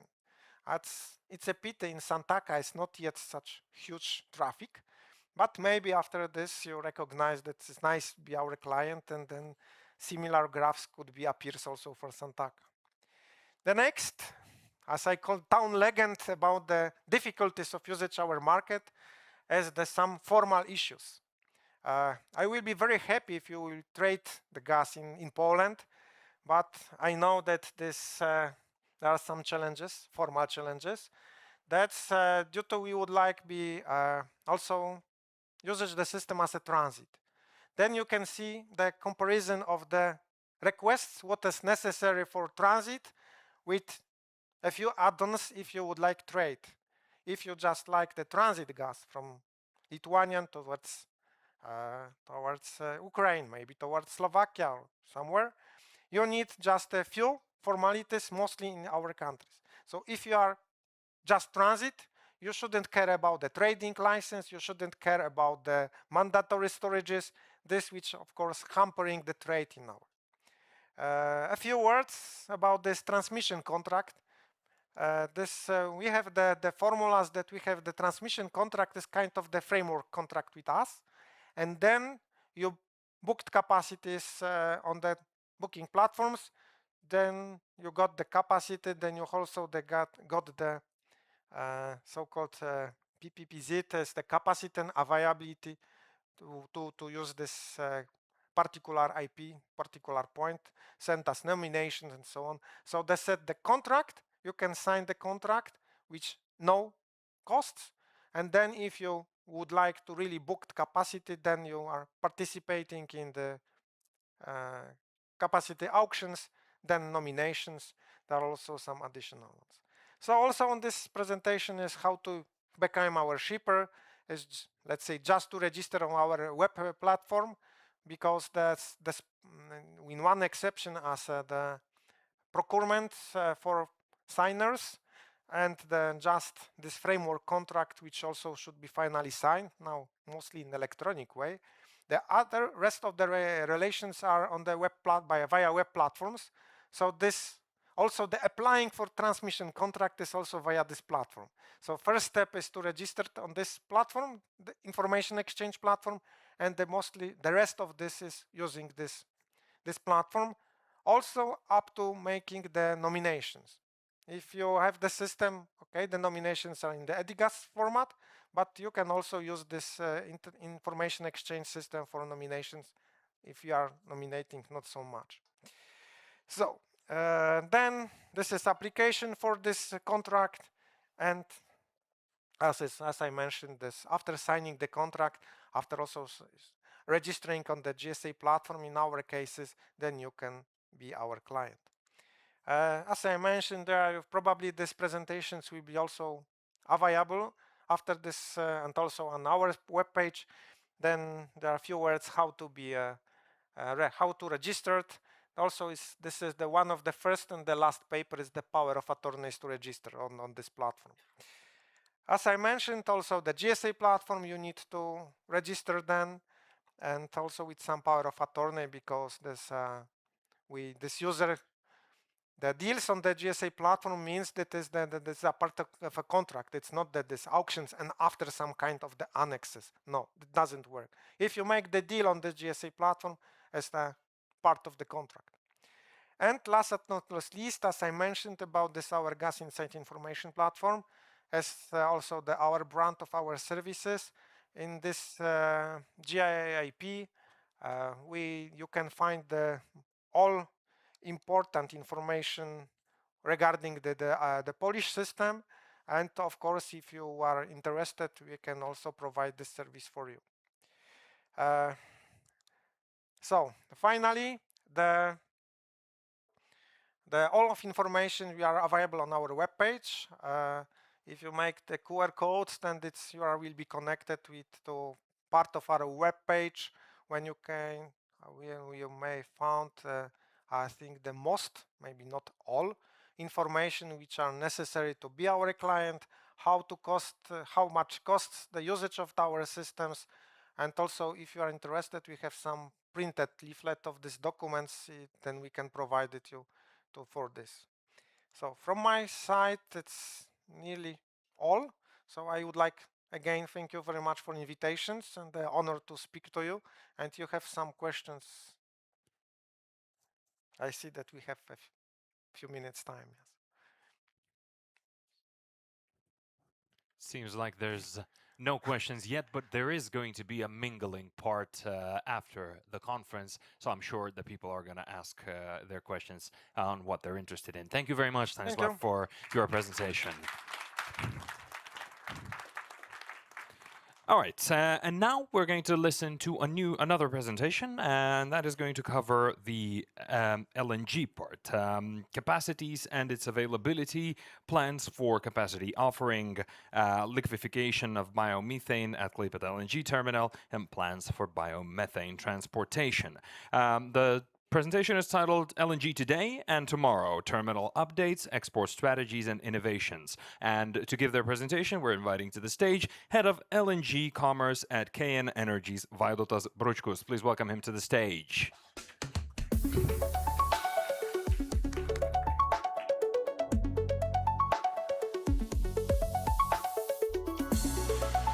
Good afternoon. Already a lot of familiar faces around, but still I think I will try to give something additional to what was already said within the breaks and within the presentations, of course. So I titled my slides LNG Today and Tomorrow. And I think at the opening speech, Nemunas was already addressing that approach to the LNG or natural gas is changing, and definitely it will be here today and tomorrow as well. And I think in the upcoming future, we have a bright future coming for LNG and natural gas sector itself. And EU is already, I think, recognized it quite significantly.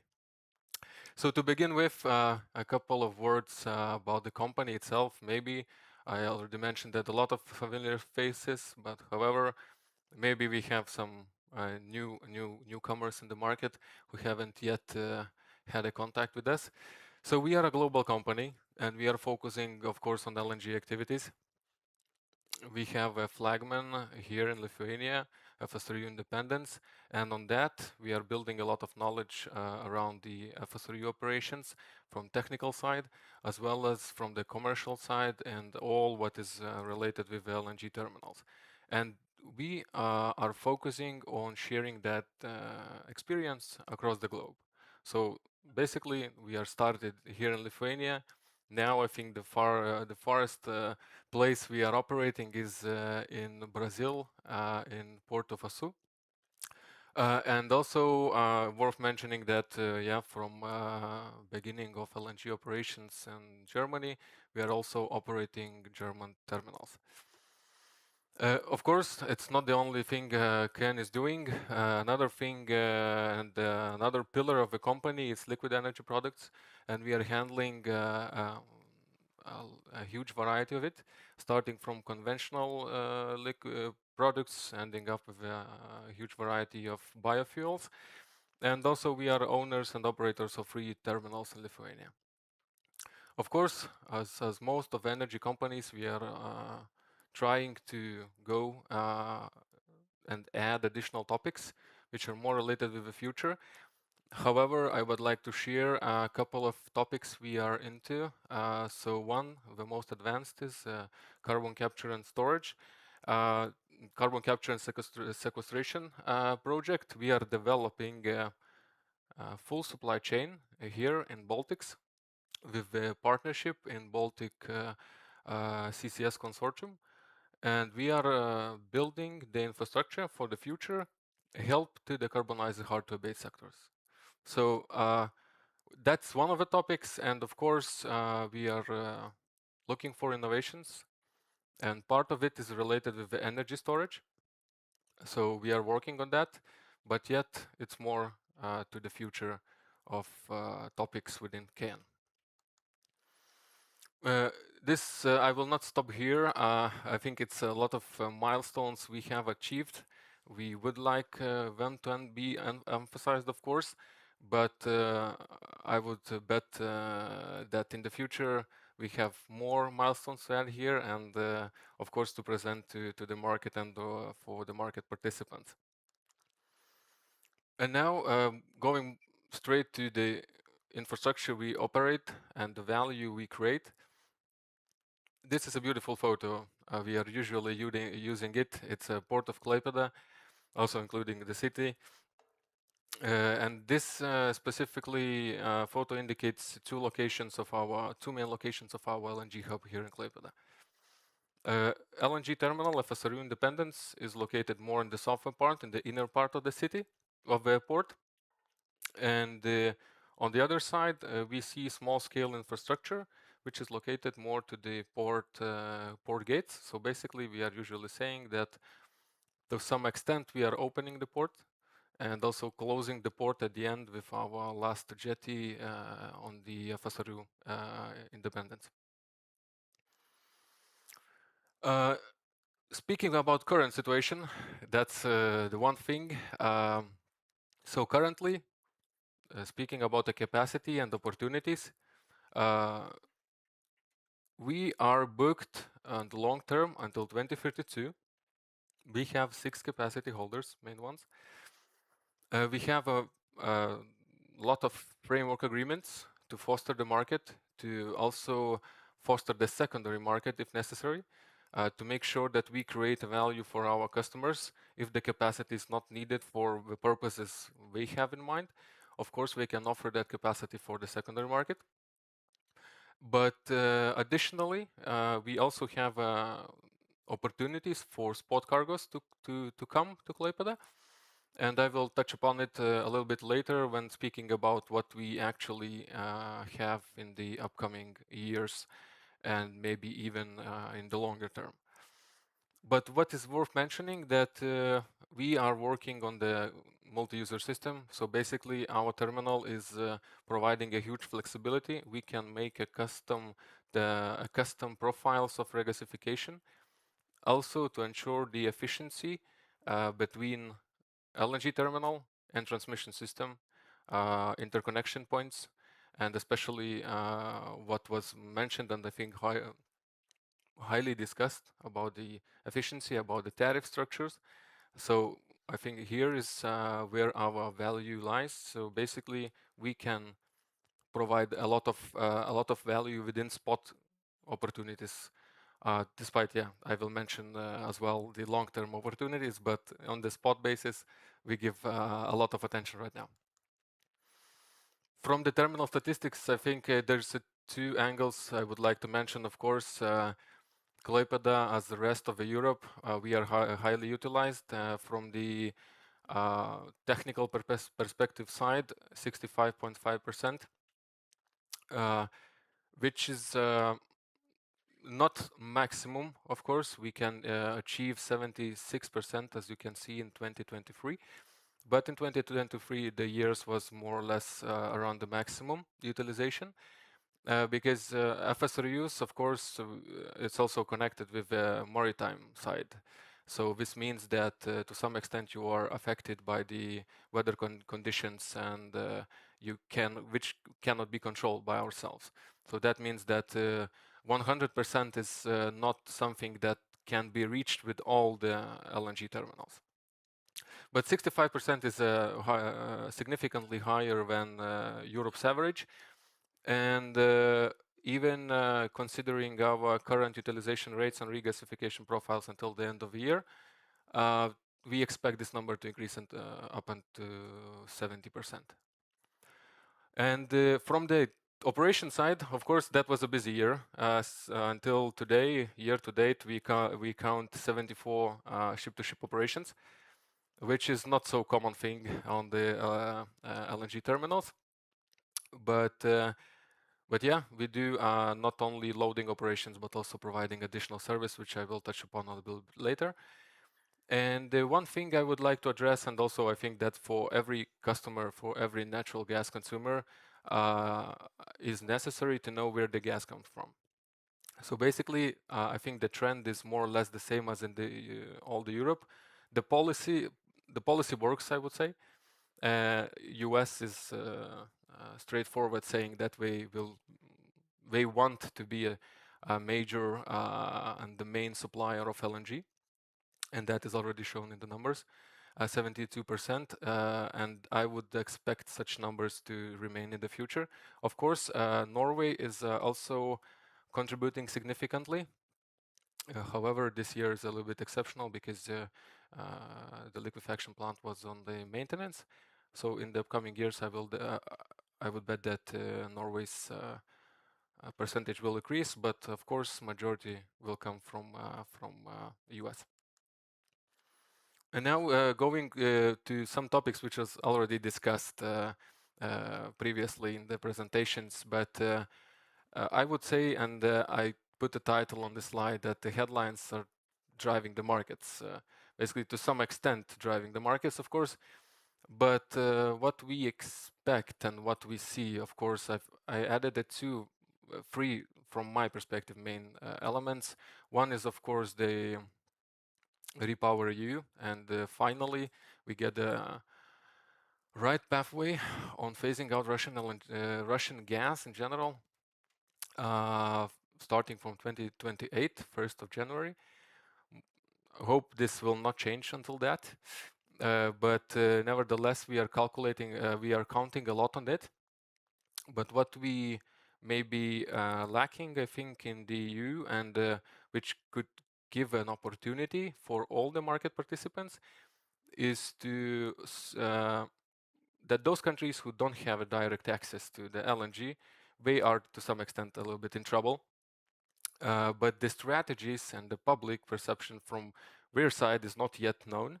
It's maybe to some extent we understand that, and some media message we receive that the gas will be needed and so on. But in general, LNG works on the most efficient conditions you can get working on the long term. So I think the first step would be to reveal those long-term strategies from those countries, and then we can work. I think everyone, shippers, operators, can work on some efficient structures to secure supplies for those countries.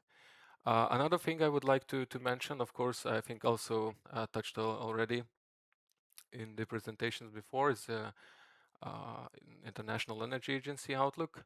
So yeah, LNG gains a lot of attention. Even globally, regionally, EU-wide, it's everything what goes around is basically now it's the LNG, at least in my sort of media. New liquefaction plants and major changes in are expected in supply balances, and I think here comes one thing I would like to stress, that of course a lot of liquefaction plants are coming, and what we can expect that EU might win in the long term, because I think that market expects a little bit oversupply of LNG molecules. So if the Asia is not contributing to the competition enough, I think we can expect really good prices here in Europe.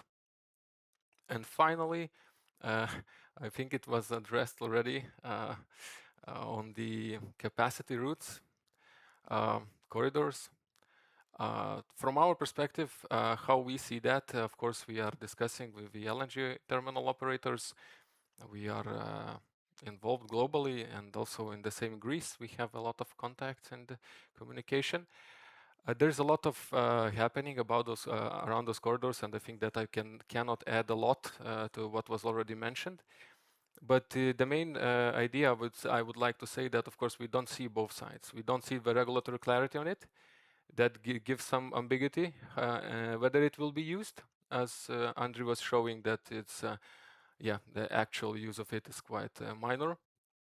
And another thing, at least I haven't received a lot of discussed about the route itself, but the market participants are not like stepping in and saying that this is what is needed, this is what is not yet known, and please give us a clarity to make sure that we can use. Maybe it is discussed, but more in the inner circles rather than to some EU-wide extent. And then, of course, we can work something if that is necessary and is acceptable within the EU regulatory framework. Then, of course, we can think something of to even foster more LNG going from Klaipėda to the northern part to central EU or Ukraine. So from the Europe's perspective, and I just wanted to show that there's a lot of course, LNG terminals around, and some of them are still being developed. But what are the main goal of this slide is that to show that we have a lot of places and a lot of terminals who are already being used for years. We are reliable, and we have even some space for export, some long-term space for export. The natural gas demand in the same countries, you can see the trends. It's not so increasing, maybe in some, I think in Poland mostly, but yet Poland is also developing some LNG projects as well, additional to cover their demand. Maybe Poland itself, it's not the ones who are really focusing on export. We have a lot of, as Stanislav mentioned, we have a lot of increase in demand. So we have to cover it first of all. But we have northern terminals, Klaipėda, as well as INCO. Our market is not so big, so we can definitely make some good structures on the long term to supply other countries for those who have no access to the LNG directly. Not sure whether I should stop here.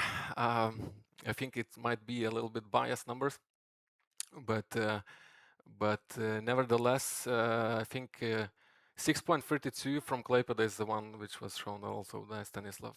So at least I have this right. And what wanted to share that, of course, it's maybe an obvious thing, but every border counts, and that gives, I think, less opportunities for such a long routes like Trans-Balkan ones, and a lot of opportunities for such from northern part, or of course there's a huge potential for Poland, because when we speak about specifically about Ukraine, but as I mentioned, maybe Poland has increasing in the consumption side. So first of all, of course, the focus will be, from my opinion, to cover domestic demand, and we are the ones who can share that capacity. And especially, we don't have congestions going further from Klaipėda to Ukraine. Of course, on the Ukraine border, Ukraine-Poland border, we saw that congestion might happen, but we have a Santaka point which is not yet utilized, so we can structure something efficient here. And now going to more about the future. So 4 terawatt-hours each year we will provide to what is actually allocated now in the long term. 4 on top is what we are offering to the market, and even now we are in the process of allocating 1, and I think the allocation process ends up on the 10th of December. We will see whether the capacity for the February cargo will be taken. So those 4 cargos, as I mentioned, they can be tailor-made profiles. We can discuss on them, and we can find, using that multi-use system, we can find something around to make sure that every counterparty is happy. And also what we are really proud of, that our counterparties and our customers are really interacting between each other. We have a good relationship. We are helping each other when some of them are lacking LNG, some of them might be short, some of them might be long. So of course we know each other. We work together for quite some time, but it also creates a value for the market. When we speak about longer perspective, from 2033, we are not significantly booked. We have 29 terawatt-hours per year, or 29 cargos at least, for allocation. And yeah, I think from this perspective, this is the case where we can speak strategically about longer-term perspective and to employ such this capacity to the needs, of course, outside our region. And also, I would like to just to note that we are improving, and I touch upon from the service perspective, but also we are improving technically on the FSRU. So from 2028, the FSRU will be electrified. So we will have lower CO2 emissions. So basically, also adding value to our clients, and because I think that in EU-wide we will not forget CO2 emissions, and to some extent we are touching all of us and our clients as well. And our clients, I think, is responsible companies who cares about the future. Specifically, this slide is more related with to the biomethane liquefaction. I haven't touched upon the pricing of other services, but I think it's quite clear for the market. We can find it on our website. We are competitive, I can say that. We are also involved in other activities in the EU, so we can compare to some extent, and also a regulated infrastructure, so you can compare quite easily.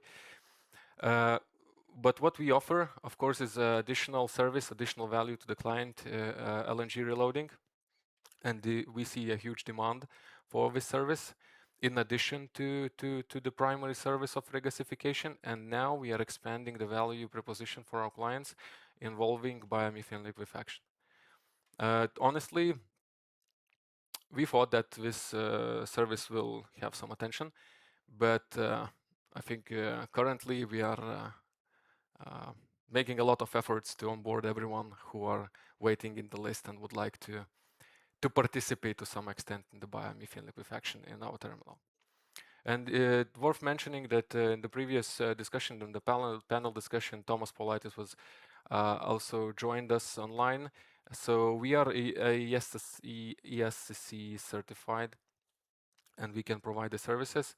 Our CO2 emissions are calculated, and then we are also providing full certified services that bio-LNG could meet the end consumer needs. About the bio-LNG market, I think biomethane was already discussed, so I will go more on the specifically that bio-LNG liquefaction is what maybe more policy-driven need. We see that FuelEU Maritime is creating the demand. Maritime sector is hard to change, it's hard to electrify or use any alternatives. So bio-LNG is here, and we have a huge potential from the biomethane perspective. And it is something that EU, we are producing ourselves. So I think that's the biomethane is a very significant element of our energy mix and contributing a lot to our energy independence EU-wide. And what is the actual case is the bio-LNG when we allow our infrastructure to be used, existing infrastructure to be used, to make sure that biomethane can even reach maritime sector, contribute to the CO2 emission goals, and also fostering the same biomethane production is one of the additional huge offtake in the maritime sector. Yeah, this is the ICC certificate. We are very proud of it, so that's why I'm usually showing it to our clients. And also, yeah, it shows that we are certified within the ICC scheme, which is approved and acceptable EU-wide. I think that the organizers will share afterwards the presentation, so I will not stop here. But the general thing is that we are, of course, keeping the same benchmark to all the clients. The thing we should think of is that LNG in tanks is necessary. So this creates maybe from some extent a limitation, but also our clients are very willing also to help and to sell LNG in tank if it's necessary. Afterwards, we're also working on the backhaul scheme, trying to add it as soon as possible to make sure that the gas can reach FSRU from the transmission network. And finally, key takeaways. I see that my time has already showing 20 minutes, I think, for my colleague coming up. But the key takeaways from me is that, yeah, we will operate, from KN's perspective, we will operate on the high utilization rates. We will, of course, do our best to market the capacity, to utilize the secondary market options, and also together providing flexibility, I think, which is our, the main thing we can offer to the market, where in different countries it's not so obvious to have it. From until 2032, we have a spot opportunities, we are flexible, we are working to offer it a year in advance to make sure that you can plan. And also we can think of something more. We are usually always open to have improvements in our regulations, in our use of the terminal. So please feel free to reach out and say what is not good and what we can improve. But in general, about the perspective of LNG, I mentioned that the trajectory remains stable and even increasing. LNG demand growth will be faced, I think, in the upcoming future. And here are the terminals, existing infrastructure operators who can help to foster the markets. And from the full supply chain perspective, my last thought is that I would consider LNG terminals and TSOs as market enablers. So, and we can make it happen if it's not yet the business case from Klaipėda reaching Ukraine or other countries to your clients.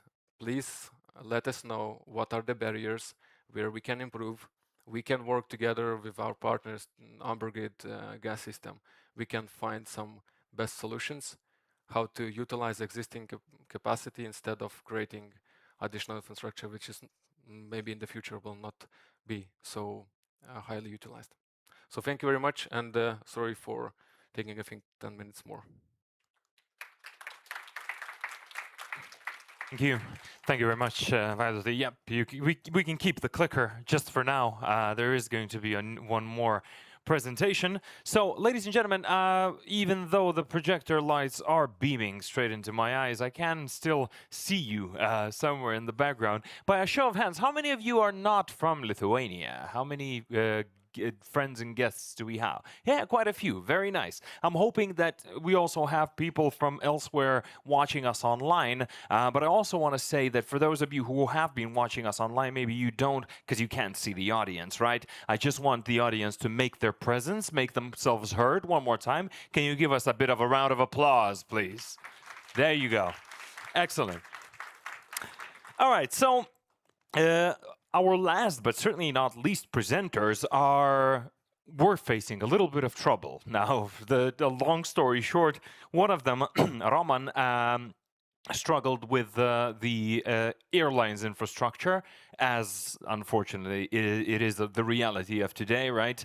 So he is sitting in a cab right now and he's on his way to, and hopefully he'll make it on time to do his presentation. And then we also had Sirko Baidash, who is joining us online, and he was also facing a little bit of trouble with internet connectivity. So we don't know how well we're going to manage this, but for that we have one person in the room, and that is Karolis Bagdonas, the Senior Key Account Manager at Get Baltic, part of EEX Group, and he's going to talk to us a little bit about his presentation covers early EEX trading trends in the Baltic Finnish region, examining the reliance of spot-on trading, the growing interest in broader European practices, the benefits of futures trading, and upcoming market developments. So Karolis is going to share his perspective, but then hopefully at the same time we get our colleagues joining in on time to deliver their part of the presentation. So Karolis, good luck. See if you can pace your speaking in a way so that everybody falls into place. No pressure for you at all here. So thank you and enjoy the presentation. No pressure.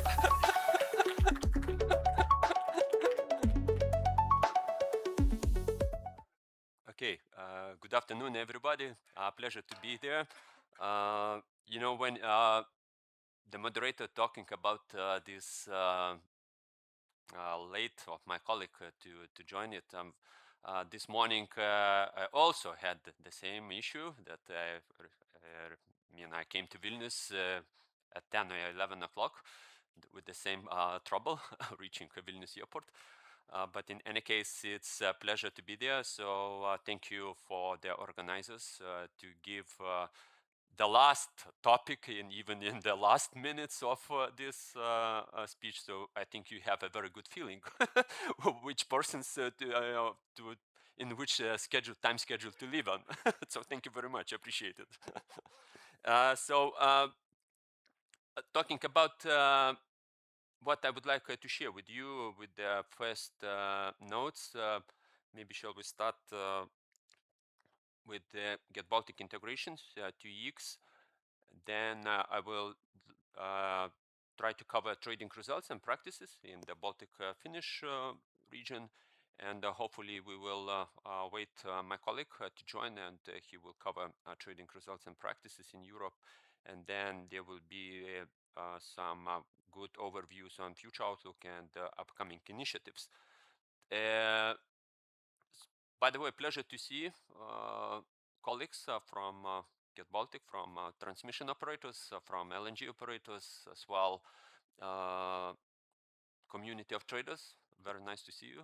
So many attending, and hope after these presentations we'll have a chance to talk in reception.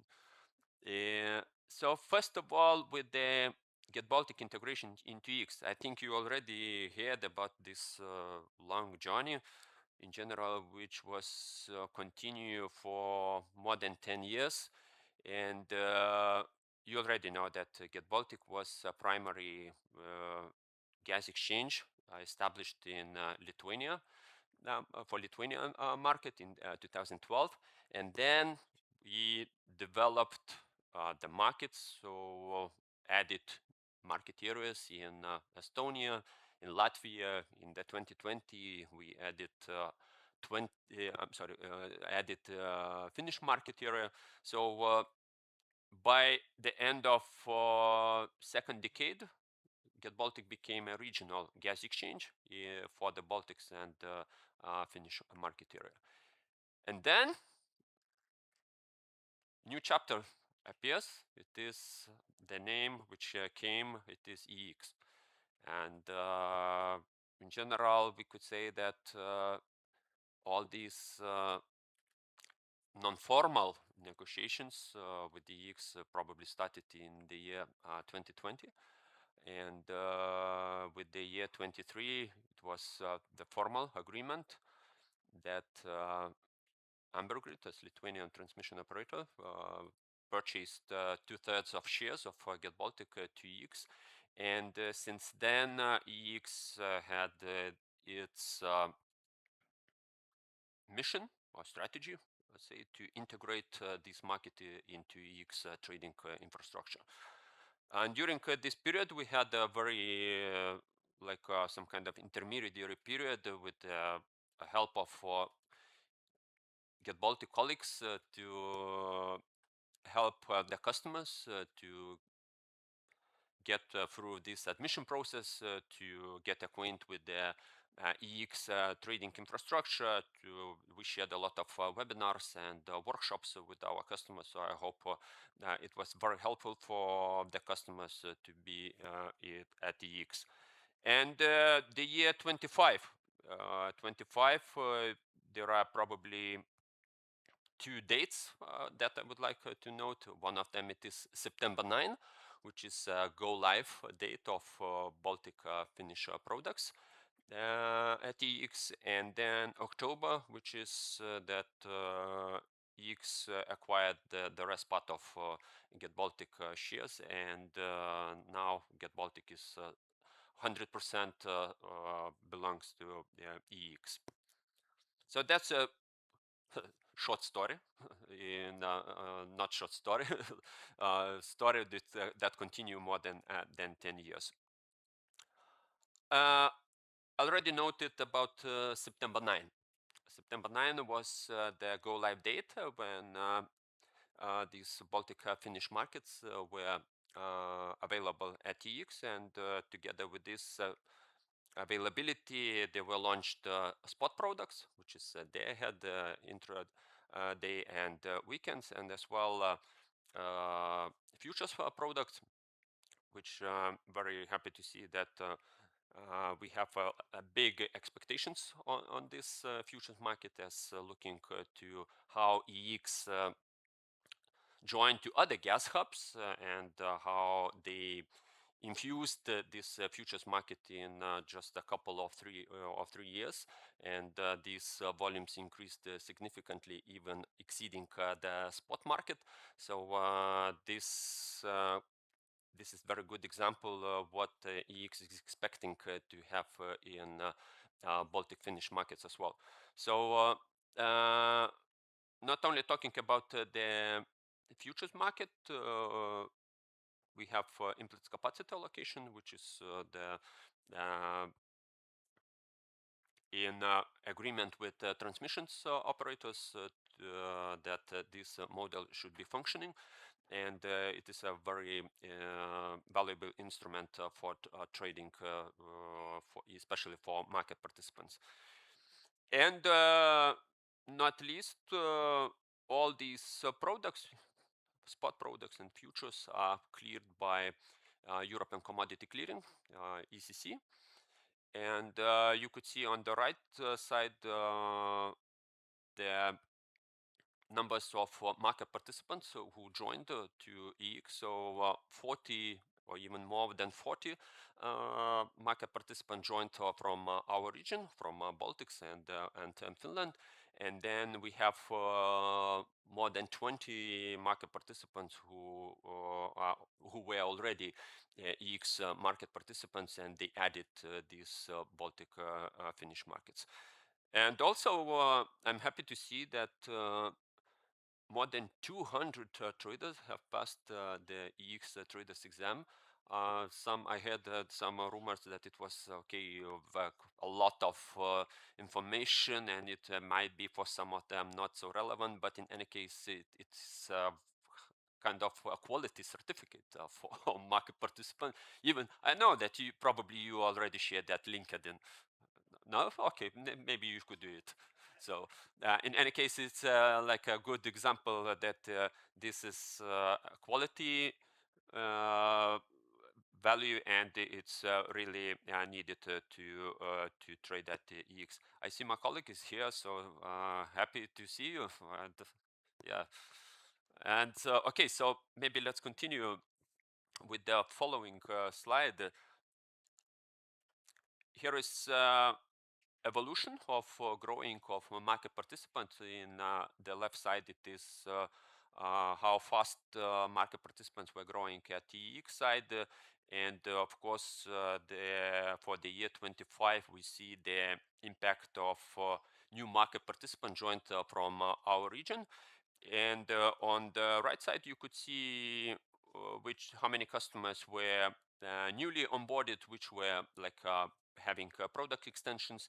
And of course, on membership, ECC membership, you could see how many customers chose one of these membership. It could be non-clearing membership, which allows to trade in spot and futures, and also direct clearing participant model, which allows to trade in spot products. Now I'd like to overview the results and practices in the Baltic Finnish region.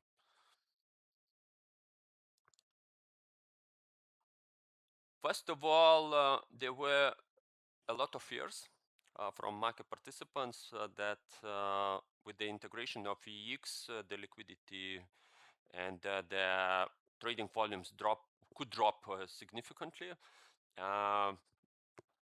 It didn't happen. I'm very happy to see that starting with the first day, it grew up significantly. And this year we faced new records. As I know, on Monday we had the biggest trading volumes in one day. It was 150 gigs. So it's quite a lot. I know that last year the biggest volumes were approximately 107, something like that. So now it's 150, very impressive. And the following day it was even 120. So in today's 270 gigs, it's quite impressive result. And also for this year, when we are planning, we were having how to call it, a challenge, whether we could reach 10 terawatt hours of trading volumes. And seems to be that by the end of the year we will have it, or even it will be more than 10 terawatt hours. So first time when we exceeded this 2-digit numbers of terawatt hours. Yeah. So also to mark on this slide, I would like to show you that please pay attention to the blue colored columns. It shows more activity on day ahead market, which is showing a common practice which is going in other Western hubs. They also are trading more on day aheads and less with the within days. So our region is taking Western practice. In addition to this, what I already talking about these records, here is a comparison on last year trading volumes and together with this year monthly trading volumes. Blue color is Get Baltic results, and then the red color showing trading volumes at EX. So you could see on the top it is that with the Get Baltic, there were already 7 terawatt hours traded, which is showing more than 32% increase with the year 24. Then we got ICA trading, again, record volumes, and then more than 20K transactions concluded for this year. If we look with the October-September volume, so definitely showing the same trend of increase, 46% plus comparing with the last year September, also plus 36 increase in October, and also with the first baby steps on futures market, so they were the first trades concluded. So to sum up it, we could say that trading volumes continue to grow. Market activity remained high with the new participants still joining, and also with the first future transactions concluded, and market indicates maturity and resilience and amid transition. From my side, probably one of the last slide, it is showing the impact on trading with the implicit capacity allocation. In some specific days, this trading is quite low, but in any case, you could see that during some periods, the trading on ICA even reached more than 30%, which is showing that it is a very relevant instrument for trading in Baltic Finnish markets. So that's it from my side, and I would like to invite my colleague who was so fast to reach Vilnius. Roman, the stage is yours, please.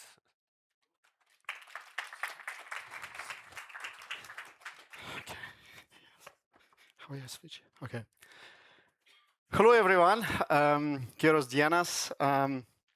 Just over playing in the museum slides, to be honest, the flight was delayed by 1 day, and I literally landed like 20 minutes ago. I was running, so very happy to be here. Many thanks for invitation.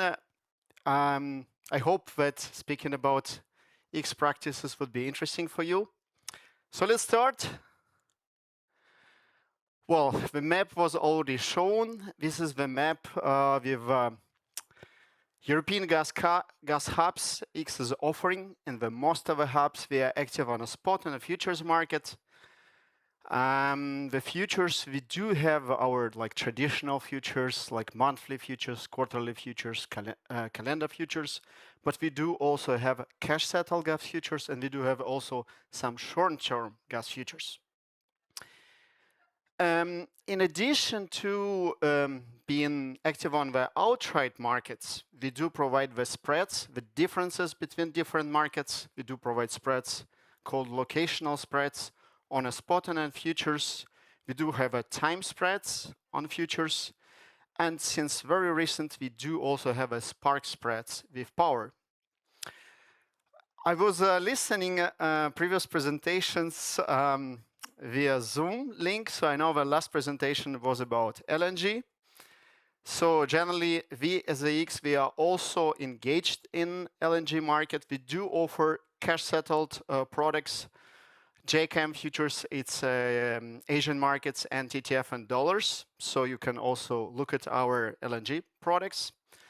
And well, we open 24/7, and our futures markets are open in business hours. You can always interrupt me, have some questions. I think I'm a last, so where's the time? Well, speaking about the spots, I mean, as AX, we're German-based in Leipzig, so we started with German gas spot markets. Everything started with liberalization of energy markets, firstly electricity market, then gas market. And well, we have grown quite a lot in last years, so right now, we are active in most European gas markets, and as you see, we have quite a decent market share on the gas spot markets. In most of the markets, we have a market share above 90%. So who are our competitors? We do, of course, compete with another brokers. We do also compete with another exchanges. And there's also, of course, bilateral trading. So we're very successful in the spot markets. And I have to say that also the French or German transmission system operators were very active members on our spot markets and also sometimes in the futures markets. They use our exchange also for gas balancing.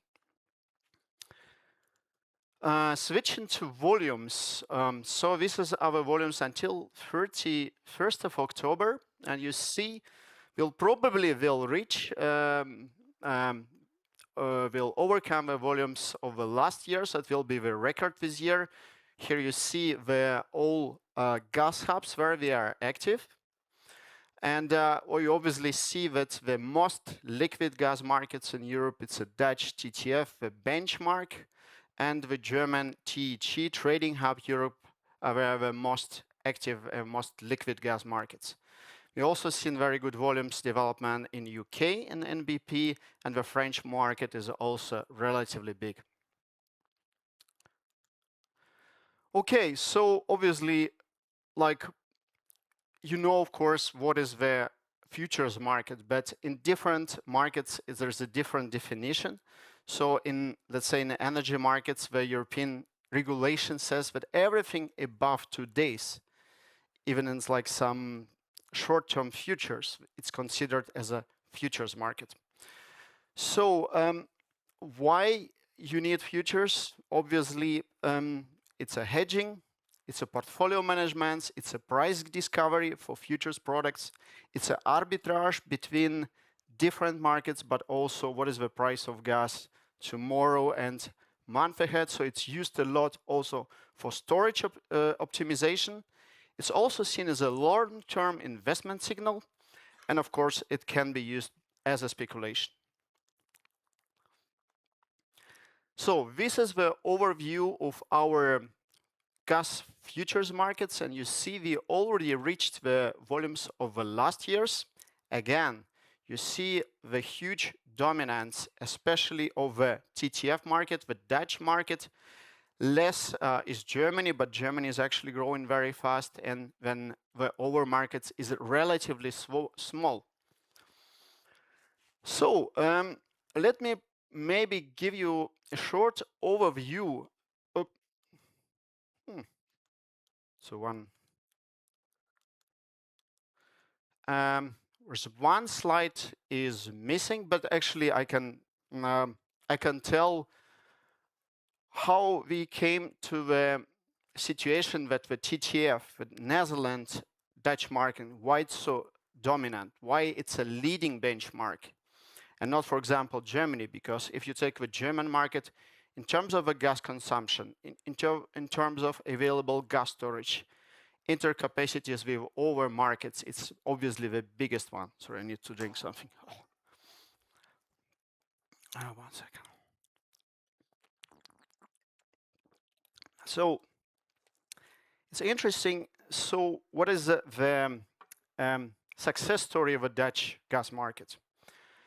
When the gas markets were liberalized, the Dutch market has, from a very beginning, a very big advantage because of the Groningen gas field. The Dutch were always big gas producers, was one of the reasons. From quite early, the Dutch, they also had their own LNG terminal. But I think very important reason is a political will.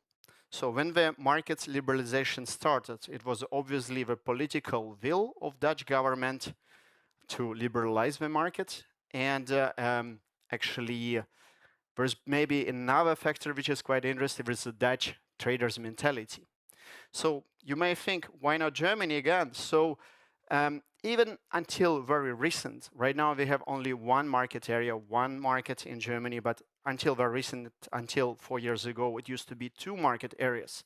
So liquidity in gas markets in Germany was already split between NCG and Gazpool. And previously, like 10 years ago, it used to be more than 10 gas transmission system operators. Every time you want to transmit the gas, you will need to pay entry and exit entry and exit for every transmission. So it was not very good for trading as well. So I'm coming to the end of my slides. So here, obviously, as a EX, we are interested party, and because we are right now active in the Baltic markets. But the ETE, in ETE, it's European Federation of Energy Traders. They usually do every year with a kind of gas hub scorecard, where they see what is the liquidity development in different markets. And last year's, well, they don't really see that much on developed markets. They're looking in less developed markets, the newer markets. And basically, the scorecard results, they confirm that transparency, openness, and regulatory consistency drive the progress. So I have to give here a compliment to the local regulators, to the market. And this is also confirmed by this report that Baltic states and Finland, they started liberalization later than most of our European markets. But actually right now, and this is really the study of 25, they're among the best performing emerging hubs. There is more development to come. So the success is based on clear market rules, effective balancing mechanism, and constructive engagement between authorities and traders. So what we as EX, what can we contribute to further development of the market? Obviously, to start with the systems, the harmonization of a trading infrastructure. So once you trading gas at EX, everything is on one system. So you can trade all the markets with one system, the spot and the futures. Right now, well, the more than 400 gas members at EX can easily access by extending easily access the Baltic and Finnish gas markets. So it's time to market for interested companies is easy and faster. At the same time, the Baltic and Finnish members can access the most liquid gas markets in Europe, Dutch TTF and the German Trading Hub Europe. Okay, you may ask, why should I access? So basically, what are possibilities to access? Of course, if you want to be active on a physical market, you have to be a shipper. You can have your own shipper license. You can have a third-party shipper license. But actually, if you don't want to deliver, but you would like also just to use the liquidity of the markets just for hedging, it's also possible. There is a model called closeout agreement with a clearing bank. So you do a closeout agreement with a clearing bank, and actually you can trade the futures. The only condition is because the gas futures are per se physical futures, so you will need to close the positions 2 days before the delivery. On top of that, we also offer financial gas futures based on our spot index XE. Well, basically, there is also no shipping code, no balancing agreement with the grid is required. Again, there's a spread trading functionality. So there are locational spreads, Baltic markets with TTF. And there's also more liquidity can come. There are time spreads and will be also spark spreads with power. Now, power markets for Baltics to come. Well, maybe some of you follow it, that actually our company Epic Spot on just before yesterday, they started the power intraday market for Baltics. It's just a start. Once we have a spot market, it is also possible to launch the futures market. So basically we can, and again, X is not only, of course, active on gas markets, but X is very strong in power futures markets and very strong in carbon. Once you're trading with us, and for example, you're trading different markets, different commodities, everything is cleared with our clearing house ECC, and having different and opposite positions which are correlated, you can very much reduce your margin requirements. So it's a very big advantage. We also have different services which we offer, like a Lacima margining calculator, the calculator which allows you to see your margin calls.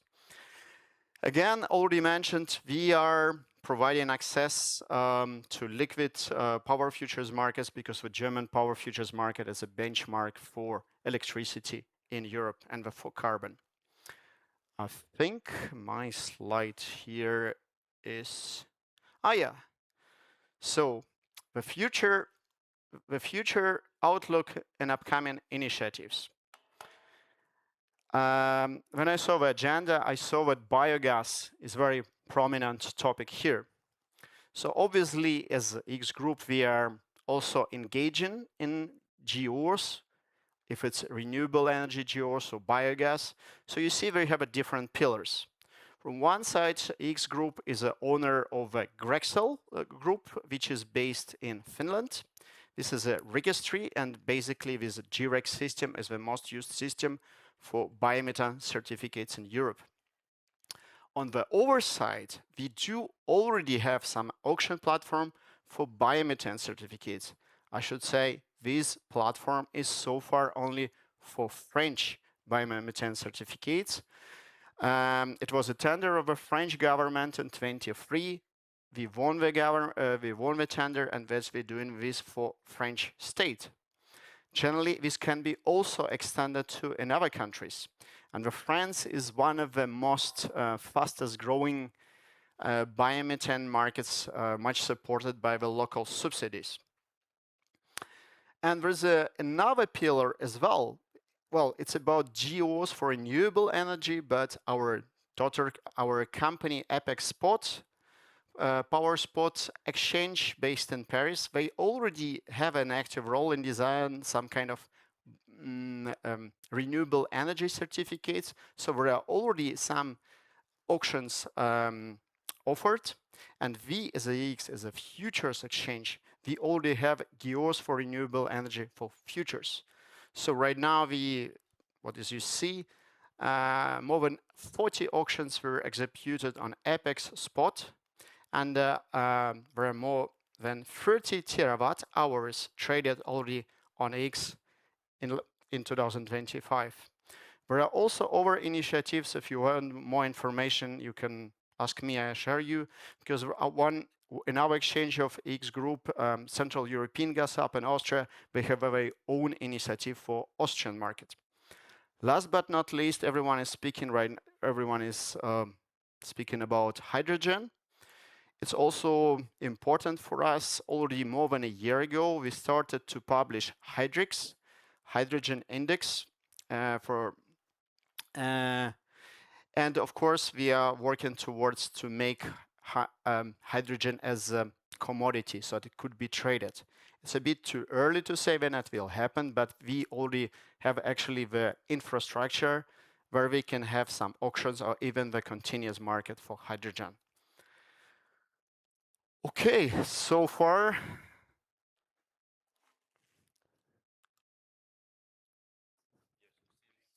Thank you. If you can hear me, so it seems to be that we came from a global view on EX side with these commodities and what kind of business opportunities are for market participants, and also I would like to come back to our local region on Get Baltic initiative. First of all, with this market making program for the futures market. And this program is needed, as I previously mentioned about in my slides, that futures market just stepped the first steps, and the volumes were expected to grow in the upcoming years. So this market making program will be the first initiative to infuse this market, and we expect the candidates to have conversations in this December, and finally to have agreements with these market makers candidates in January. So with the February, March, we could have this market making program in operation. So that's it shortly from my side, shortly from Roman as well. So thank you very much for your attention. Yeah. Maybe just to add on market makers, who are the market makers? Market makers, actually everyone can become a market maker, because we have a tender for market making, so every company can apply what matters, which kind of bid-ask spread they will provide, how much they will be active on the order book, and for how long time. So in fact, it's depending on your possibilities you can apply in the tender, and then basically, if you cannot, for example, be active the half of a day, or you maybe can just active in some settlement price period. So generally, they are very flexible and open for market makers, and of course, on cooperation with biomethane markets and hydrogen. So looking forward for talks after. Thank you. So, ladies and gentlemen, one more time, thank you very much to Karolis, but probably the absolute hero here is Roman, who came straight out of the plane and into the presentation. That is an absolutely extreme level of dedication and also absolutely extreme level of professionalism. How many of us can really boast the ability to step out of the plane and just go, oh yeah, hi, so this is my clicker on the presentation. That is quite impressive, Roman. Absolutely maestro level of performance. So now, ladies and gentlemen, of course, the conference has drawn to a close, but that does not in any way mean that it is over, as one phase is just closing and opening up another phase. We're going to have a networking event in Mobistro, and for those of you who wanted to ask questions while you were in the audience but didn't get the chance because of time constraints or a fairly quick-paced conference, I would encourage you to approach whoever the presenter was that you would like to speak to and ask them their question directly. That will become a more informal and an in-depth conversation. For those of you who have sent across your questions during the presentations via online tools, email, Teams, what have you, you can be sure that the questions will also be answered after the conference is over. We will not forget, and we are committing to responding to every question. So thank you very much for those of you who joined us online. Thank you very much for those of you who joined us here in the audience, and of course Roman specifically, because he made it straight out of the plane to do the presentation. Thank you very much for your participation, and I look forward to seeing you next time.